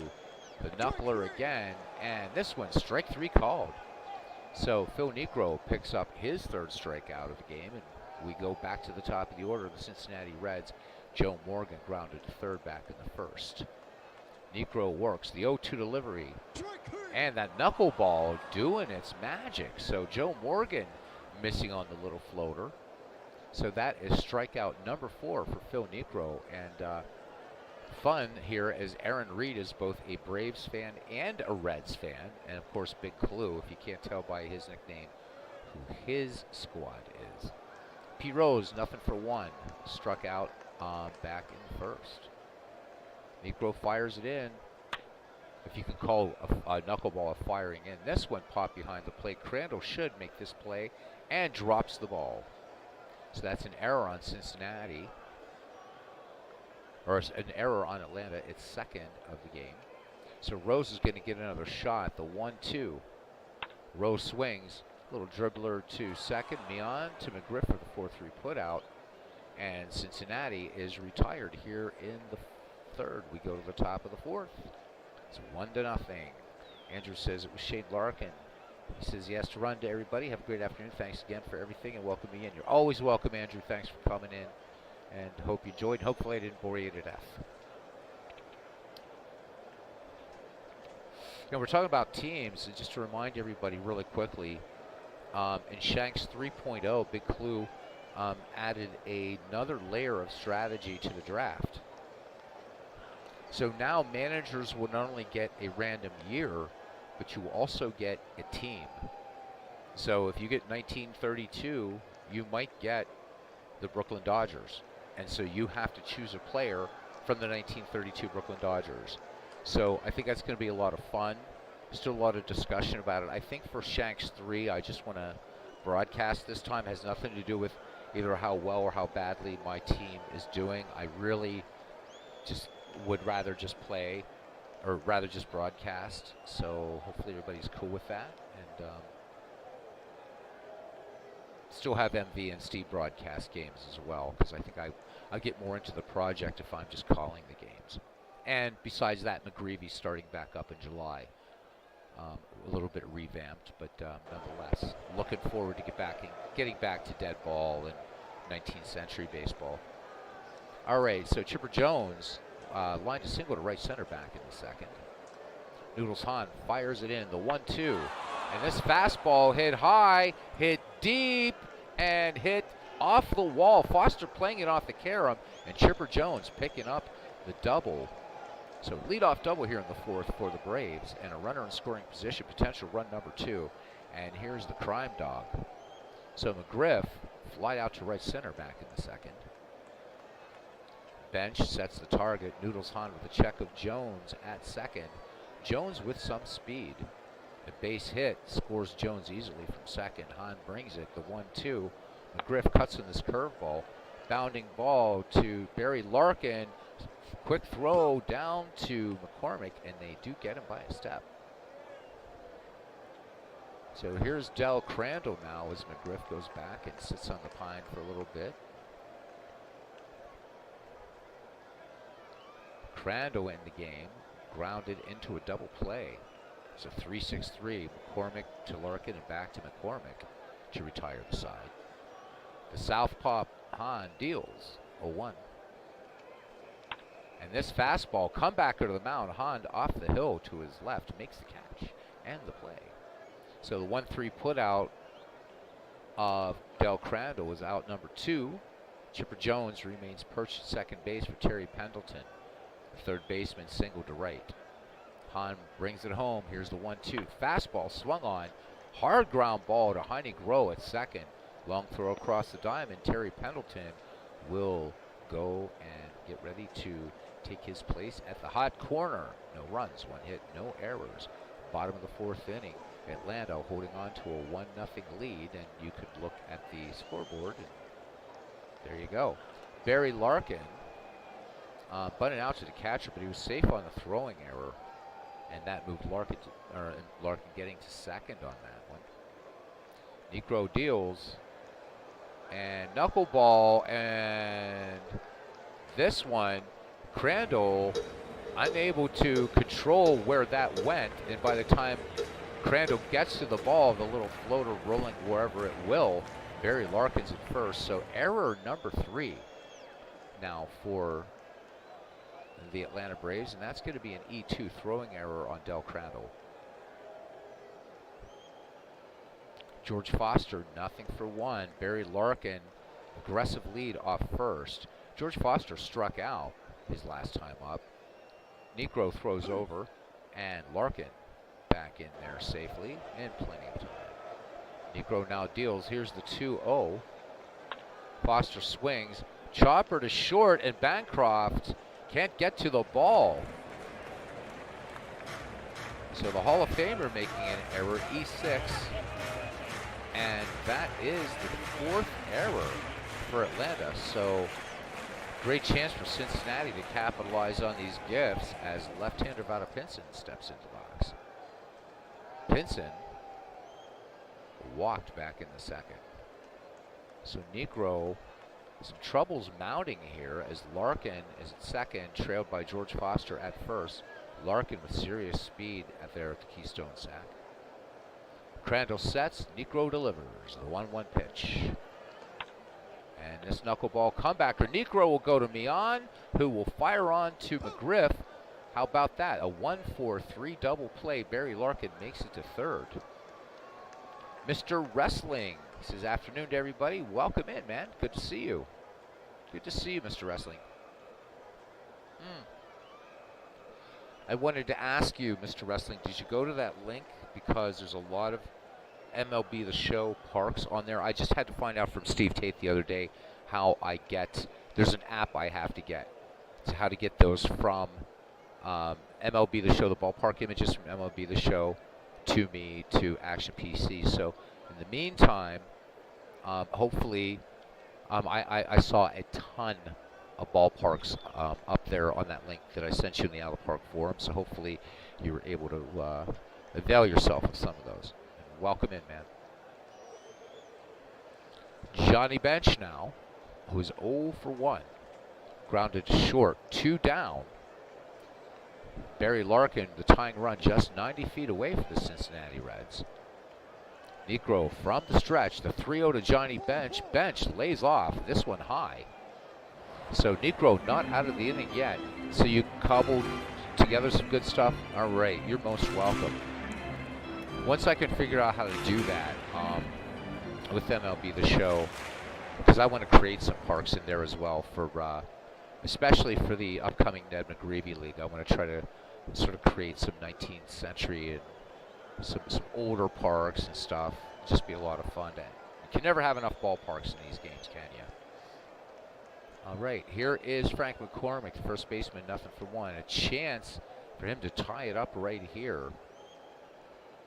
And the runners at the corners aboard by, shall we say, special circumstances. We'll just put it that way.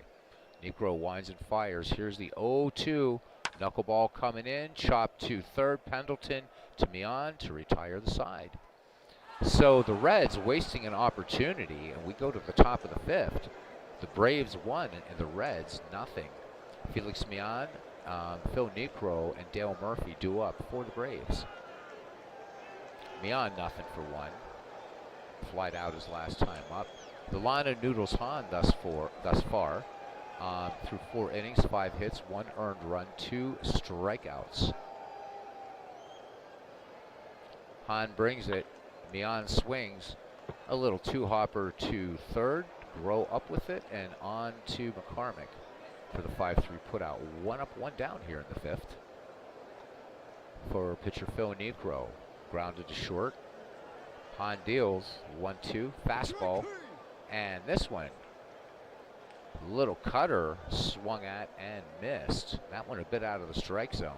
So Niekro chasing, 2 down, back at the top of the order for the Braves and Dale Murphy. Dale Murphy, his last time up, RBI single, scoring Terry Pendleton for the lone Atlanta run. Hahn brings it to Murphy. The 0-1 Murphy cuts on this fastball line to left. George Foster making the catch to retire the side. No runs, no hits, no errors. We go to the bottom of the 5th inning. It's 1-0, and you can look at the scoreboard and see that Phil Niekro has struck out 4 and walked 2, and we won't go any further in his pitching line than that. Niekro 0 for 1, grounded to short. Niekro with a 2-1. Gross swings, bounding ball to third. Pendleton with a nice pick of that one on to McGriff. So good play by Pendleton. That was a little more difficult than it seemed, having to take it on a tricky bounce. Noodles Hahn, last time up, struck out. Niekro with a 1-0 delivery fastball. Rare fastball from Niekro. Shallow fly to center, or to left, and coming in on it and making the catch. Hammer and Hank Aaron. Yep, absolutely. Absolutely world's worst gamer.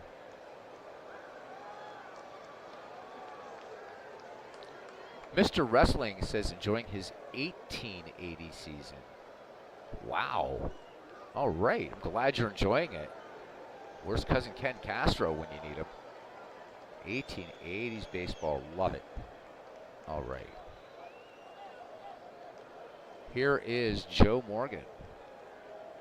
1880. I was wondering why that date was stuck in my mind. I believe that was the, or was that the first or the second no-hitter ever thrown in baseball?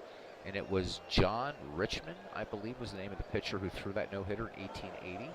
Although I think some scholarships said there was one thrown in 1879. But John Richmond, 1880, as I remember. So it was a no-hitter at least that year.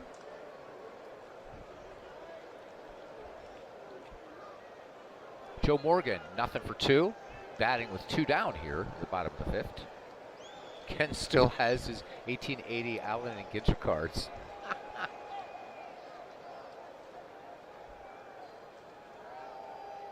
So Mr. Wrestling 2 St. John Richmond is pretty solid, a high strikeout guy for the era. I don't know why that name just popped into my mind. All these years I remember that. But I think there was, I don't know if he was, I don't think he was the first no-hitter, but I do remember that he was one of the first. All right, here's the pitch to Joe Morgan. Full count on Morgan. This one line to center, and Dale Murphy, full extension, making the catch. And there you just saw the banner up on the screen. What a catch by Dale Murphy. So great way to end the inning. Nothing across. We go to the top of the 6th inning. It's the Braves 1 and the Reds nothing. Noodles Hahn has struck out 3 in this game. Touched up for 5 hits and a run. Beauty Bancroft has struck out and singled in this game.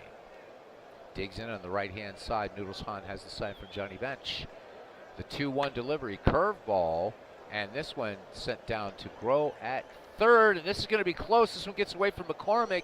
Bancroft is going to have to hold first, and that's going to be an E5 and the first error for the Cincinnati Reds in this game. So Beauty Bancroft aboard will occasionally steal a base. But here's Hank Aaron. You don't want to take the bat out of his hand. Hammer and Hank has lined out to George Foster twice in the game and left. Southpaw Noodles Hahn works home now to Hammer and Hank, the 0-2. And this time, Aaron chases one out of the strike zone. Out number 1. So Noodles Hahn picking up his 4th K. And here's Chipper Jones, definitely a threat at the bat. And a good day at the plate for Jones. He's 2 for 2. Single and a double. Bancroft into his lead at first. Hahn with the check of the runner. Brings it home, the 1-2 pitch. Curveball, and Jones sends this to left field. Base hit. George Foster up with it, fires it in to Barry Larkin. So 2 aboard, 1 down for the Braves. A 1-0 lead here in the 5th. For Fred McGriff. McGriff is flied out, grounded out. Big Clue says, remember in 1880, Richmond for 1880 for good reason, but it's not the no-hitter. Oh, it's the first perfect game. That's why I was remember. Thank you. Thank you, thank you, thank you. Thank you, because I knew what it was like. It was one of the first, but it was the perfect game. Thank you, Big Clue. So John Richmond getting some shout-outs here from Mr. Wrestling and from Big Clue and from myself. So, Mr. Richmond, if you're up there in heaven and the big diamond in the sky, we salute you. First perfect game in Major League Baseball history. Hahn delivers now to McGriff. McGriff swings in this first pitch, fly ball to right, but Pete Rose has it in his sights, back pedals about 5 steps, makes the catch, tagging at second and going to third is Bancroft. Rose's throw and the slide, the tag by Groh not in time. Dave Bancroft makes it to third. So 2-way runners at the corners for the Braves. And it brings up Dal Crandall. The catcher has grounded out twice.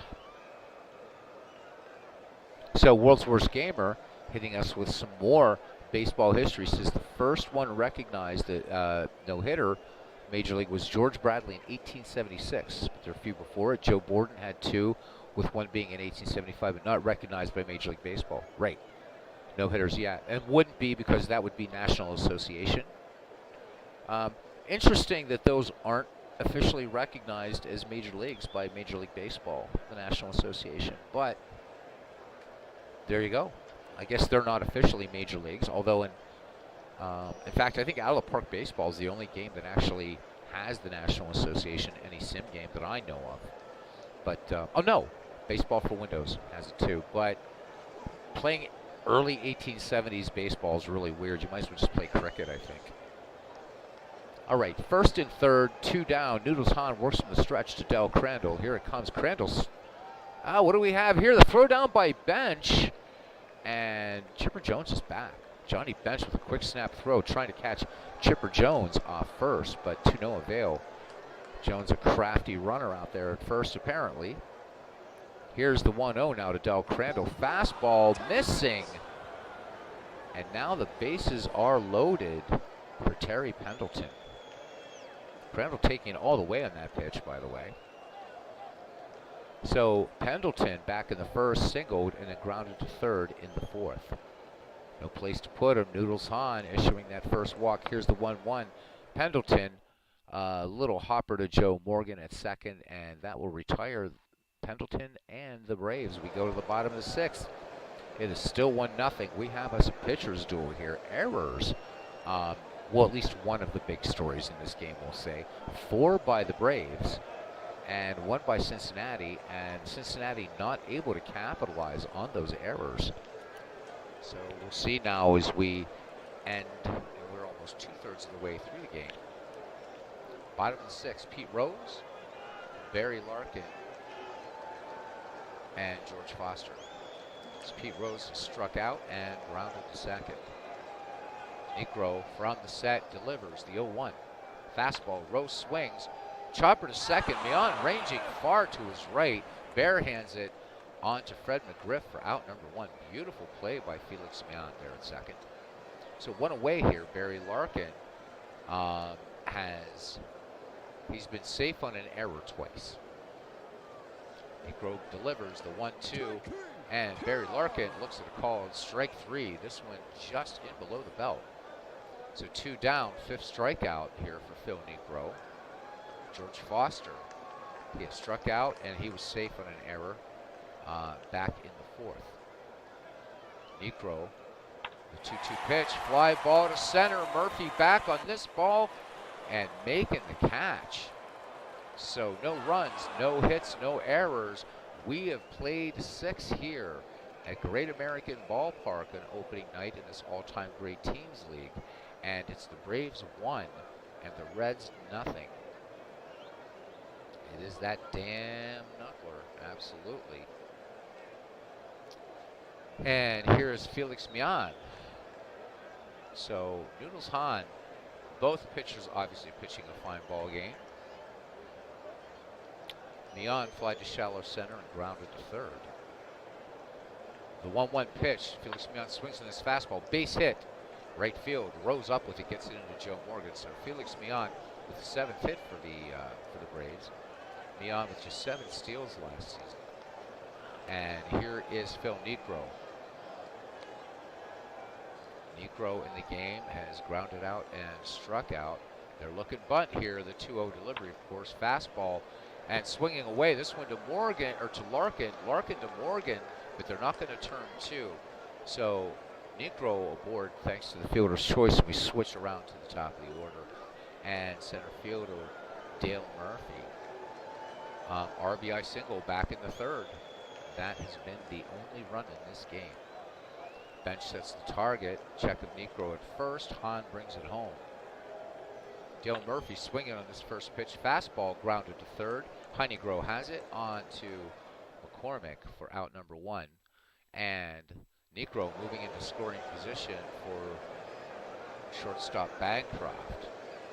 So Dave singled in this game and he has grounded out and struck out. So 1 for 3. Noodles Hahn delivers. Fastball, base hit, center field. Vada Pinson up with it. Negro rounding third. Here's the throw to the plate. Benches tag, and they get him. Middle of the 7th. It's 1-0.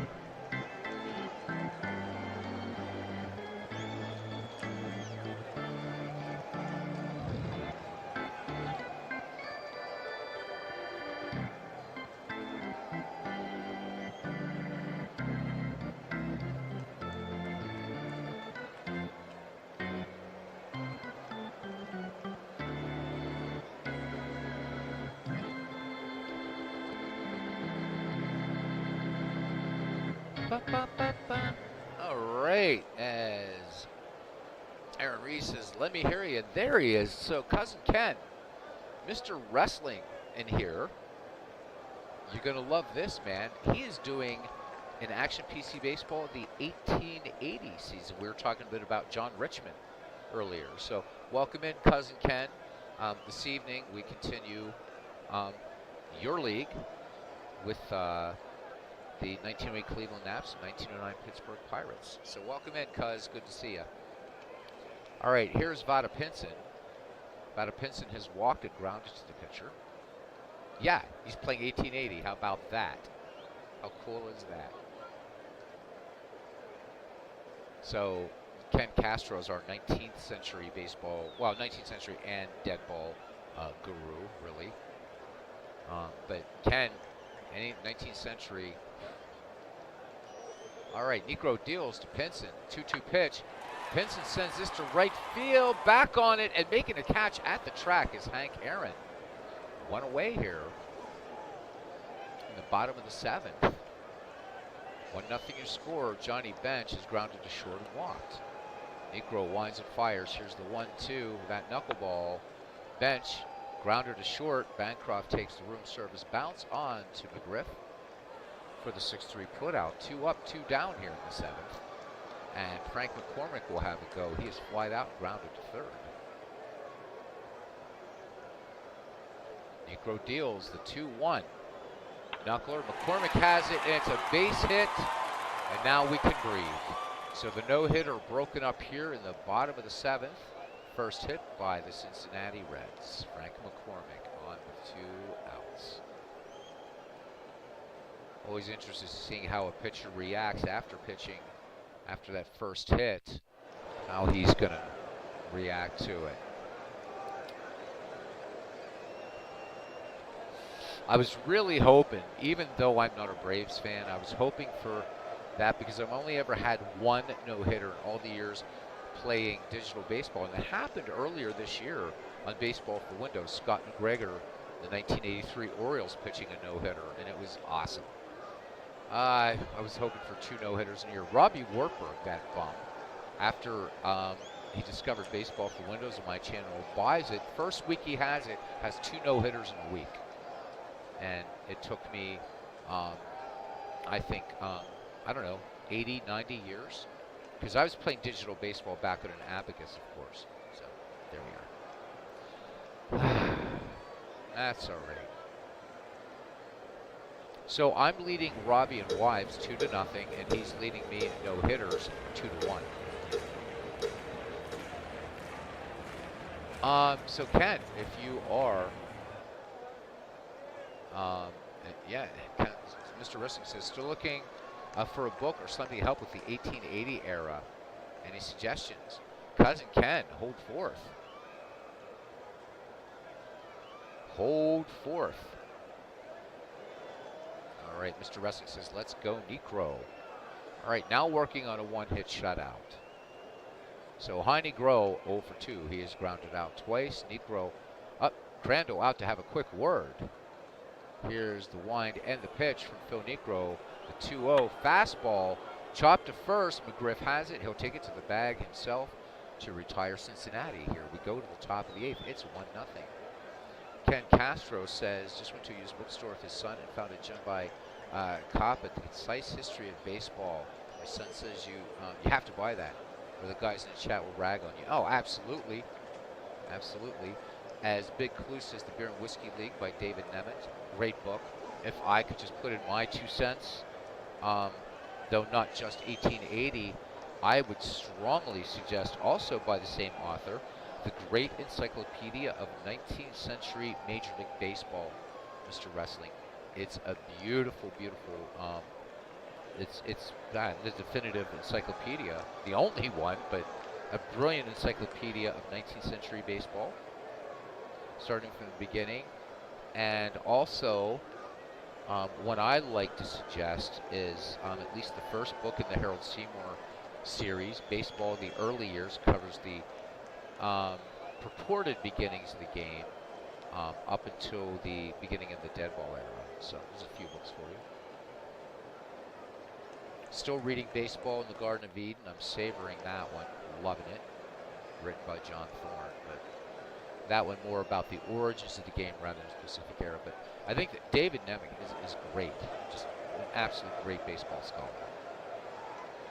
So good suggestion there by Big Clue for the Beer and Whiskey League. Talking about, of course, the American Association in the 1880s, lasted until 1891, I think. Hahn delivers now.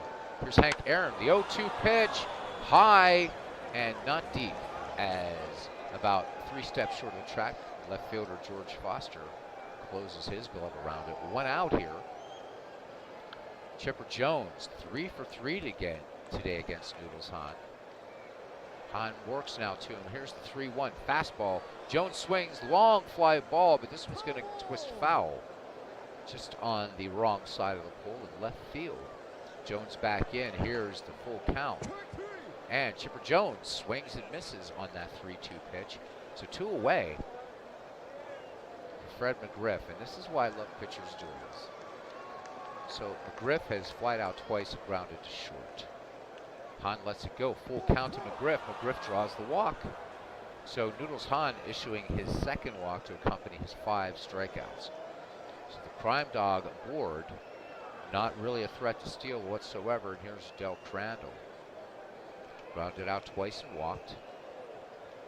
Bench goes out, has a word with Noodles. Back behind the plate now. Hahn brings it home. Full count. And the payoff pitch missing. And Hahn is upset. Wanted that pitch. But this one just off the corner. Hahn upset. Bench out to have a quick chat with him to calm down his pitcher. You don't want to get ejected. You're only down a run. So far for these teams, the Atlanta Braves 1-8-4, the Cincinnati Reds 0-1-1. Atlanta has stranded 7 and Cincinnati 5. Cincinnati wasting a couple opportunities in this game to cash in on those presents from Atlanta. Bench back behind the dish now as Terry Pendleton steps back in the box, singled and grounded out twice. Hahn lets it go. The 1-0 delivery fastball swung on, and this one a base hit to left. George Foster up with McGriff rounding third, and he will come home to score the second big Atlanta run. So here in the 8th, it's now 2-0. Things beginning to look a little bit bleak here for Cincinnati on opening night here. As Felix Mion steps in, Del Crandall at second, Terry Pendleton at first. 1 for 3, I'm sorry, for Felix Mion, who singled back in the 7th inning. Noodles Hahn brings it home, the 2-1 to Felix Mion. Curveball, comebacker to Noodles Hahn, plays it nicely to retire Mion, and the side, we go to the bottom of the 8th inning. It's the Braves 2 and the Reds nothing. Oh, you want audiobooks? Wasn't the beer and whiskey? Wasn't that I thought there was something. Taking lots of notes. There you go.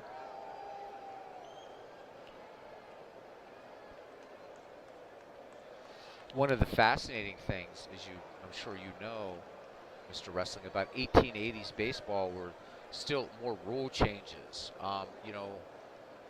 The amount of balls for a walk was switching back and forth. They were still working out distances, things like that. It was a game very, very much in flux.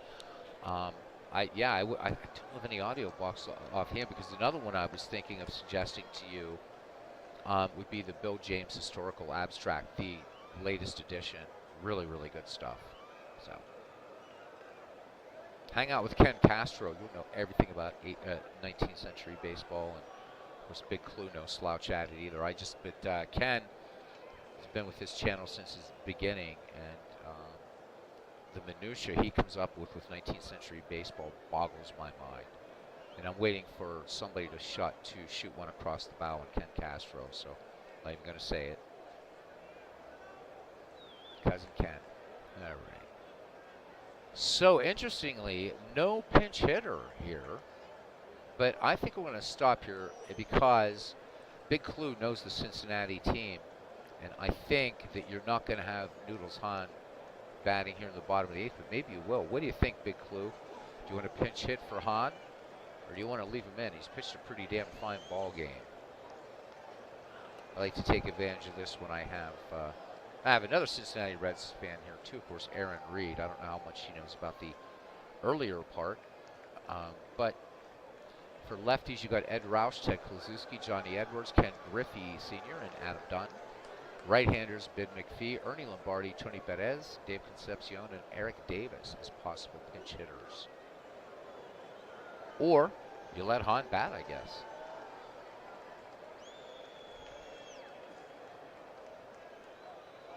Give it about 10 to 15 seconds here. This is that batter-pitcher analysis that I usually show when you're just in the roster screen, but this changes situationally in-game. So pretty cool. And looking at it right now, it looks like the person that has the best chance for a hit here off of Negro is Ed Roush. Noodles Hahn with only an 11% chance. Ed Roush has a 23.9% chance. But I'm not hearing from a Reds fan, so I'm going to go ahead and allow Noodles Hahn to pitch, I guess, because he's pitching a good ball game. All right. Ken Castro says he's studied the history of the New England League lately. This is little Pandora's box of stuff I was unaware of.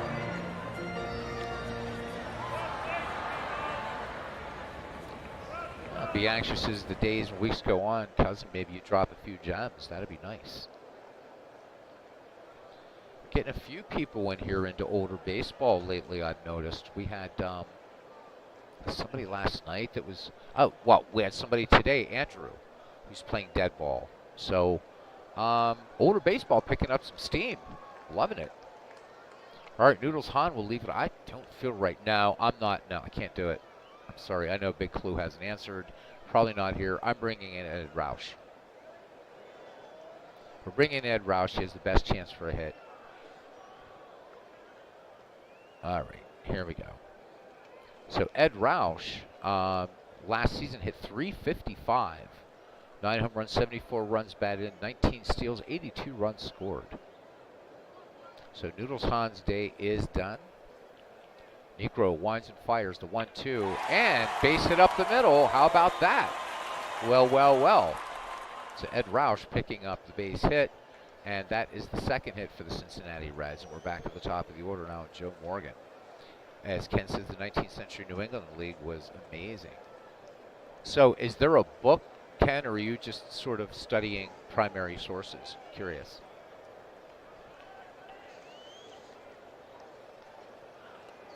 All right, Joe Morgan. Everybody's 0 for except for 2 players right now. So we'll just say that Joe Morgan is up, and he is 0 for 3. Ed Roush on first into his lead. Here's the wind and the delivery. They throw over, and Roush back ahead of the McGriff tag. Infield guarding the lines here late innings. 2-0 lead, Atlanta. Negro brings it home to Joe Morgan, the 3-0, and Negro missing. This one low and way outside, so again, that knuckleball is going to do what it wants to do. 2 pitches I miss in baseball seeing. I've never actually seen a screwball, but I guess they've been done within the last 20, 25 years maybe. But you don't see a knuckler anymore, and you don't see the screwball anymore. The screwball, I understand, that'll mess up your arm, but no knuckleballers anymore in the majors, I guess, right? Or I think there's one, if he's still pitching. That's it.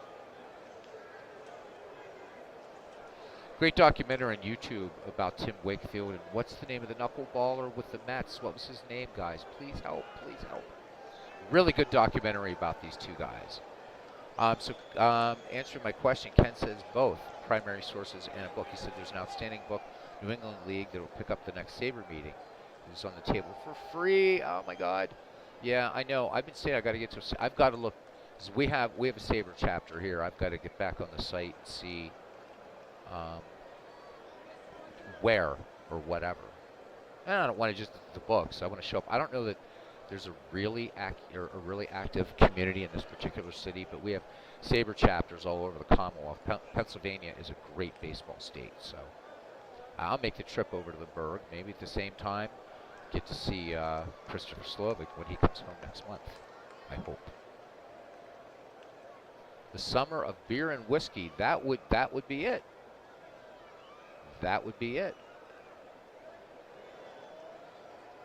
And it was, of course, called the Beer and Whiskey League because in the National League, And if you know this, Mr. Wrestling, I don't want to sound like I'm being lectury or whatever, but I'll say it's for the benefit of anybody else that may not know about this. The American Association allowed games to be played on Sunday, and they sold beer and whiskey at the ballpark, as opposed to the National League, which didn't allow Sunday play and didn't sell beer, whiskey, whatever. So it was called the Beer and Whiskey League, literally for that reason. Nicknamed that, I should say. And had some good players in the American Association. In fact, Ken Castro's favorite 19th century team, the Providence Grays, played in the American Association. Albert Goodwill Spalding finally with a big bluff crushed them. But good alternative was working man could pretty much afford to see an American Association game, and a lot of the crowds were more immigrants and things like that. National League, more the moneyed folk, I guess you would say, the genteel.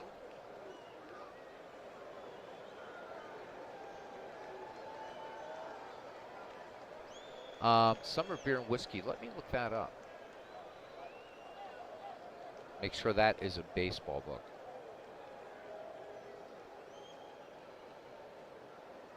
Oh, yeah.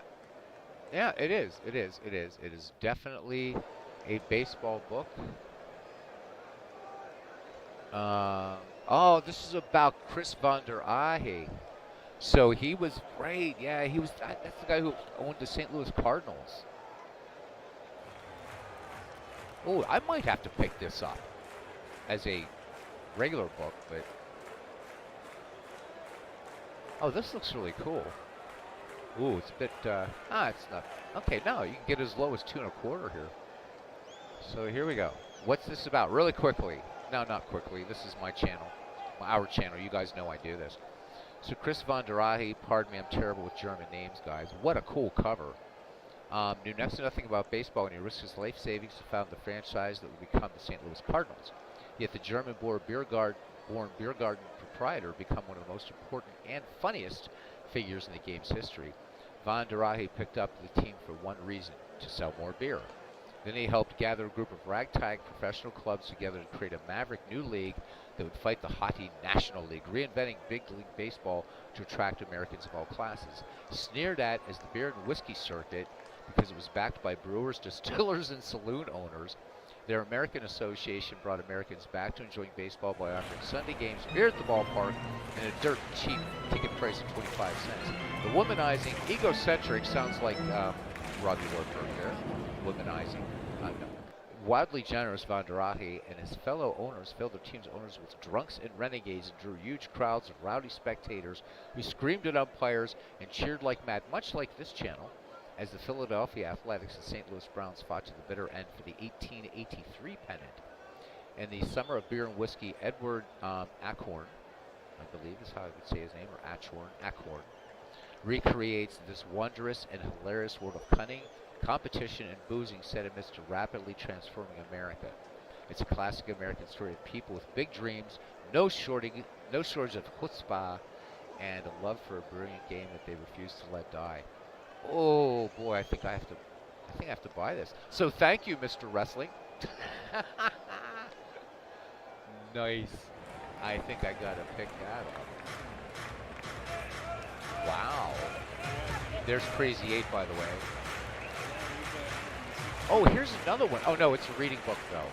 Ken, you might know this from 59 and 84. It's about Old Hoss Radbourne. You probably have that book though, 59 and 84, I guess.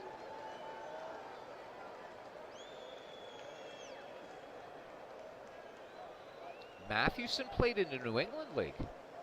Seriously? I did not know that. Ken Castro says Roger Connor and Nap Lajway both played with the Fall River Indians in 1897 and 1896 respectively in the New England League. 10 minutes for me. You mentioned it earlier. Wow. I don't remember you saying that. Christy Mathewson is in New England League. That is really cool.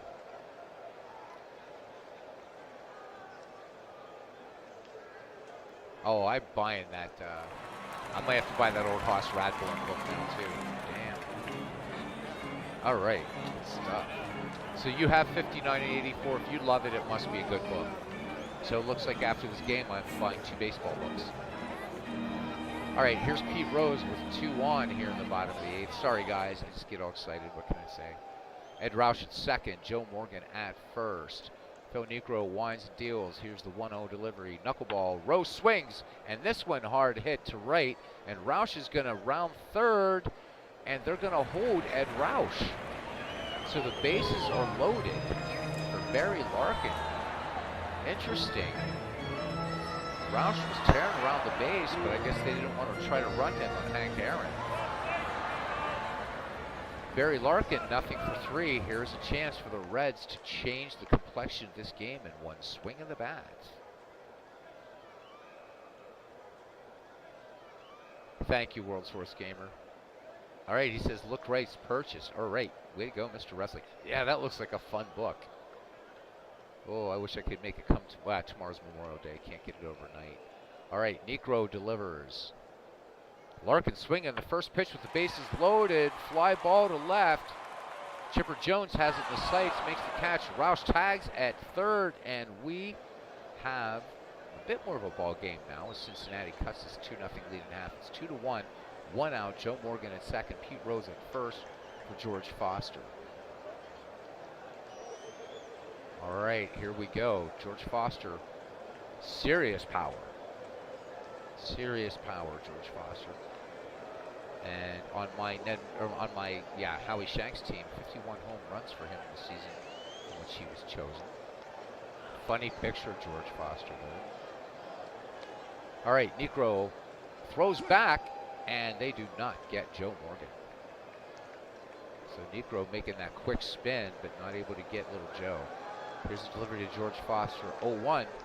Knuckleball. Foster swings, and this one is going to go for extra bases, and the Cincinnati Reds have tied it up. George Foster picking up his first double of the season, and we are deadlocked at 2 here in the bottom of the 8th. We have us a ball game. So 2 good ball games today, actually, on the channel. Narrow defeat of the all-time great New York Giants by the all-time great Atlanta Braves, 8-7 in our Baseball for Windows game. And now we had a no-hitter for a while and a 2-2 ball game here on opening night of this all-time greats franchise league in Action PC. Pete Rose at third, George Foster at second. Vader Pinson steps in now. Infield in, going to try to cut the run off here in the 8th. 2 in for Cincinnati. Niekro delivers knuckleball. Pinson, little bouncer to second. Mion has it on to McGriff. Big play. So infield back to normal for Johnny Bench. So this could be the biggest pitch in this game for Phil Niekro. He gets past Johnny Bench. And then you face the bottom third of the Cincinnati order. All right. So Ken taking off to get some Mets. See you tonight, man. Cousin Ken Castro, heart and soul of the channel. All right, Del Crandall now sets the target for Phil Niekro, delivers to Johnny Bench. Nothing for 2. Here's the wind and the 1-2 delivery to Johnny Bench. Knuckleball, and this one on the outside corner for strike 3. But 2 runs, 3 hits, no errors. We go to the 9th. We're tied at 2, and the Cincinnati Reds need a pitcher. Ooh. All right. I don't know. Let me see. What do we have up here? So, righty, and I'm not really much into platooning. I'm just looking at.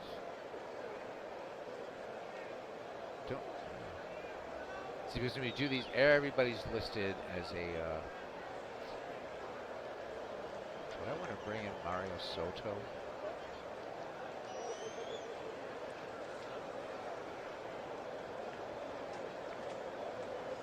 Oh, thank you, Mr. Wrestling. Yeah, I was like, Noodles Hom was pushing a good game, but thank you very much. Oh, man. All right, I've got to look at the percentages here. It looks like it's Mario Soto who's going to come in to pitch. So Ed Roush out of the game. Did his due diligence. Mario Soto, a 3.24 under on average, 13 wins, 11 losses, 1 save, 213 and 2/3 innings pitched. 81 walks, 188 strikeouts. So the league hit 207 against Mario Soto last year. Little picture of Soto right there. We go. So World's Worst Gamer. Okay, cool. Got it right. He says bring in Soto. Haven't ever seen him pitch in this game. Also haven't seen Jose Rico either. Yeah, good arms in the Cincinnati team. How about it? All right, Soto will face Negro, but let's see, because the Atlanta manager may switch this up really quickly, and does.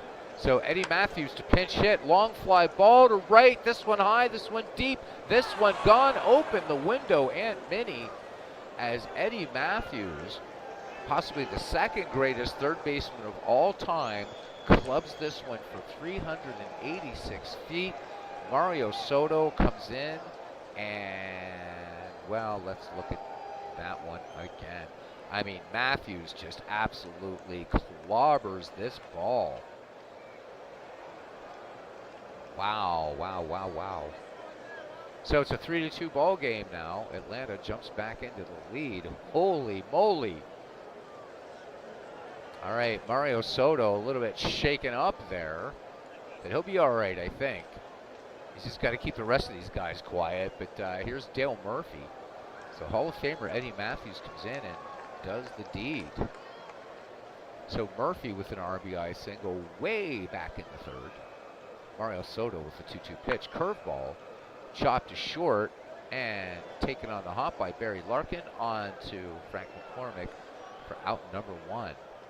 Beauty Bancroft, 2 for 4, 2 singles. Soto deals. Bancroft swings. Fly ball to shallow center. Vatapinson coming in, making a nice running catch on that. 2 away here and 1 in. Hank Aaron is nothing for 4. Soto's 3-2 pitch, line to third. Heine Groh has it. Hall of Famer to Hall of Famer. And Mark Wohlers will come in to try to close it down here for Atlanta. Bottom of the 9th, Cincinnati sending out the bottom of its order. McCormick, Groh, and a pinch hitter for Mario Soto. Frank McCormick, 1 for 3. I think we got to go for broke and bring out some big guns here for Cincinnati. Let me see, a 20. Wow. I want to bring in Ted Kluszewski, but I'd rather bring him in with somebody aboard.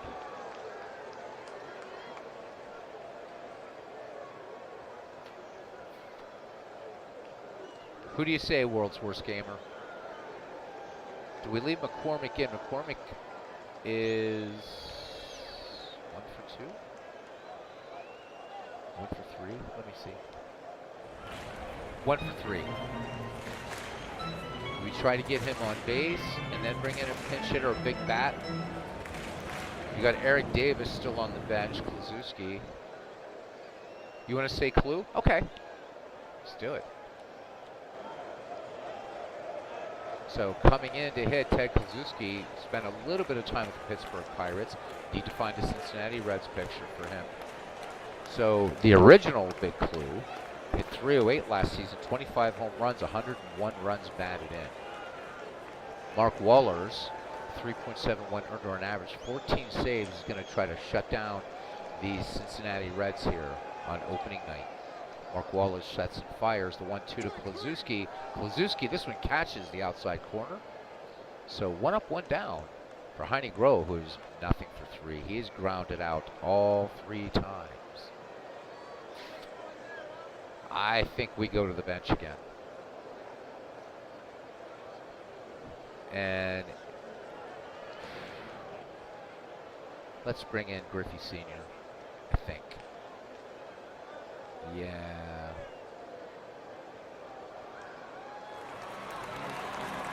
So Ken Griffey Sr., 9 home runs, 62 runs batted in. Try to get a runner aboard and maybe bring up Eric Davis. Mark Wohlers sets and fires the 1-2 pitch to Ken Griffey. Fastball. Oh my, strike 3 called. Mark Wohlers just doing it up here. So we're going to let Eric Davis just come in and hit to close it. Oh, Ernie Lombardi has the highest hit percent chance, though.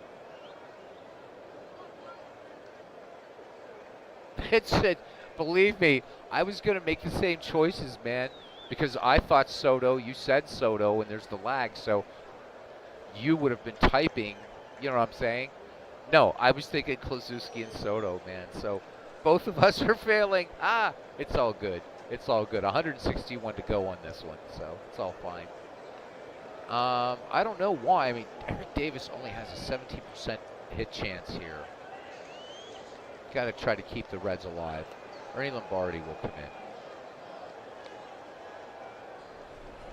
There he is. Reds down to their last out, and our Reds expert, he's gone. So Mark Wohlers deals. Here's the 1-2 pitch. Lombardi lines it right back to Mark Wohlers. An excellent ball game. The Braves hold on to win, beating the Cincinnati Reds. Both all-time great franchises, 3-2, opening night in this game. For Atlanta, 3 runs, 10 hits, 4 errors. For Cincinnati, 2 runs, 4 hits, 1 error. Phil Niekro gets the win, and Mario Soto tagged with the loss. No real highlights for Cincinnati. For Atlanta, Eddie Matthews 1 for 1 with a home run. Chipper Jones 3 for 4 with a double. And, of course, Niekro had the no-hitter going into the 7th. Look at pitching really quickly here. So Niekro was he struck out 6, walked 3. Mark Wohlers gets the save, his first of the year. Struck out 2. Noodles Hahn pitched 8 innings of ball, 3 walks, 5 strikeouts. Touched up for 2 earned runs. Mario Soto gave up the game's only home run. And there you go. So let's see who our MVP is. It's Phil Niekro. Game-winning RBI, of course, Eddie Matthews. And that does it. Good, good, good. This is still opening day on this thing, and we'll let the standings, which mean nothing on opening day, of course.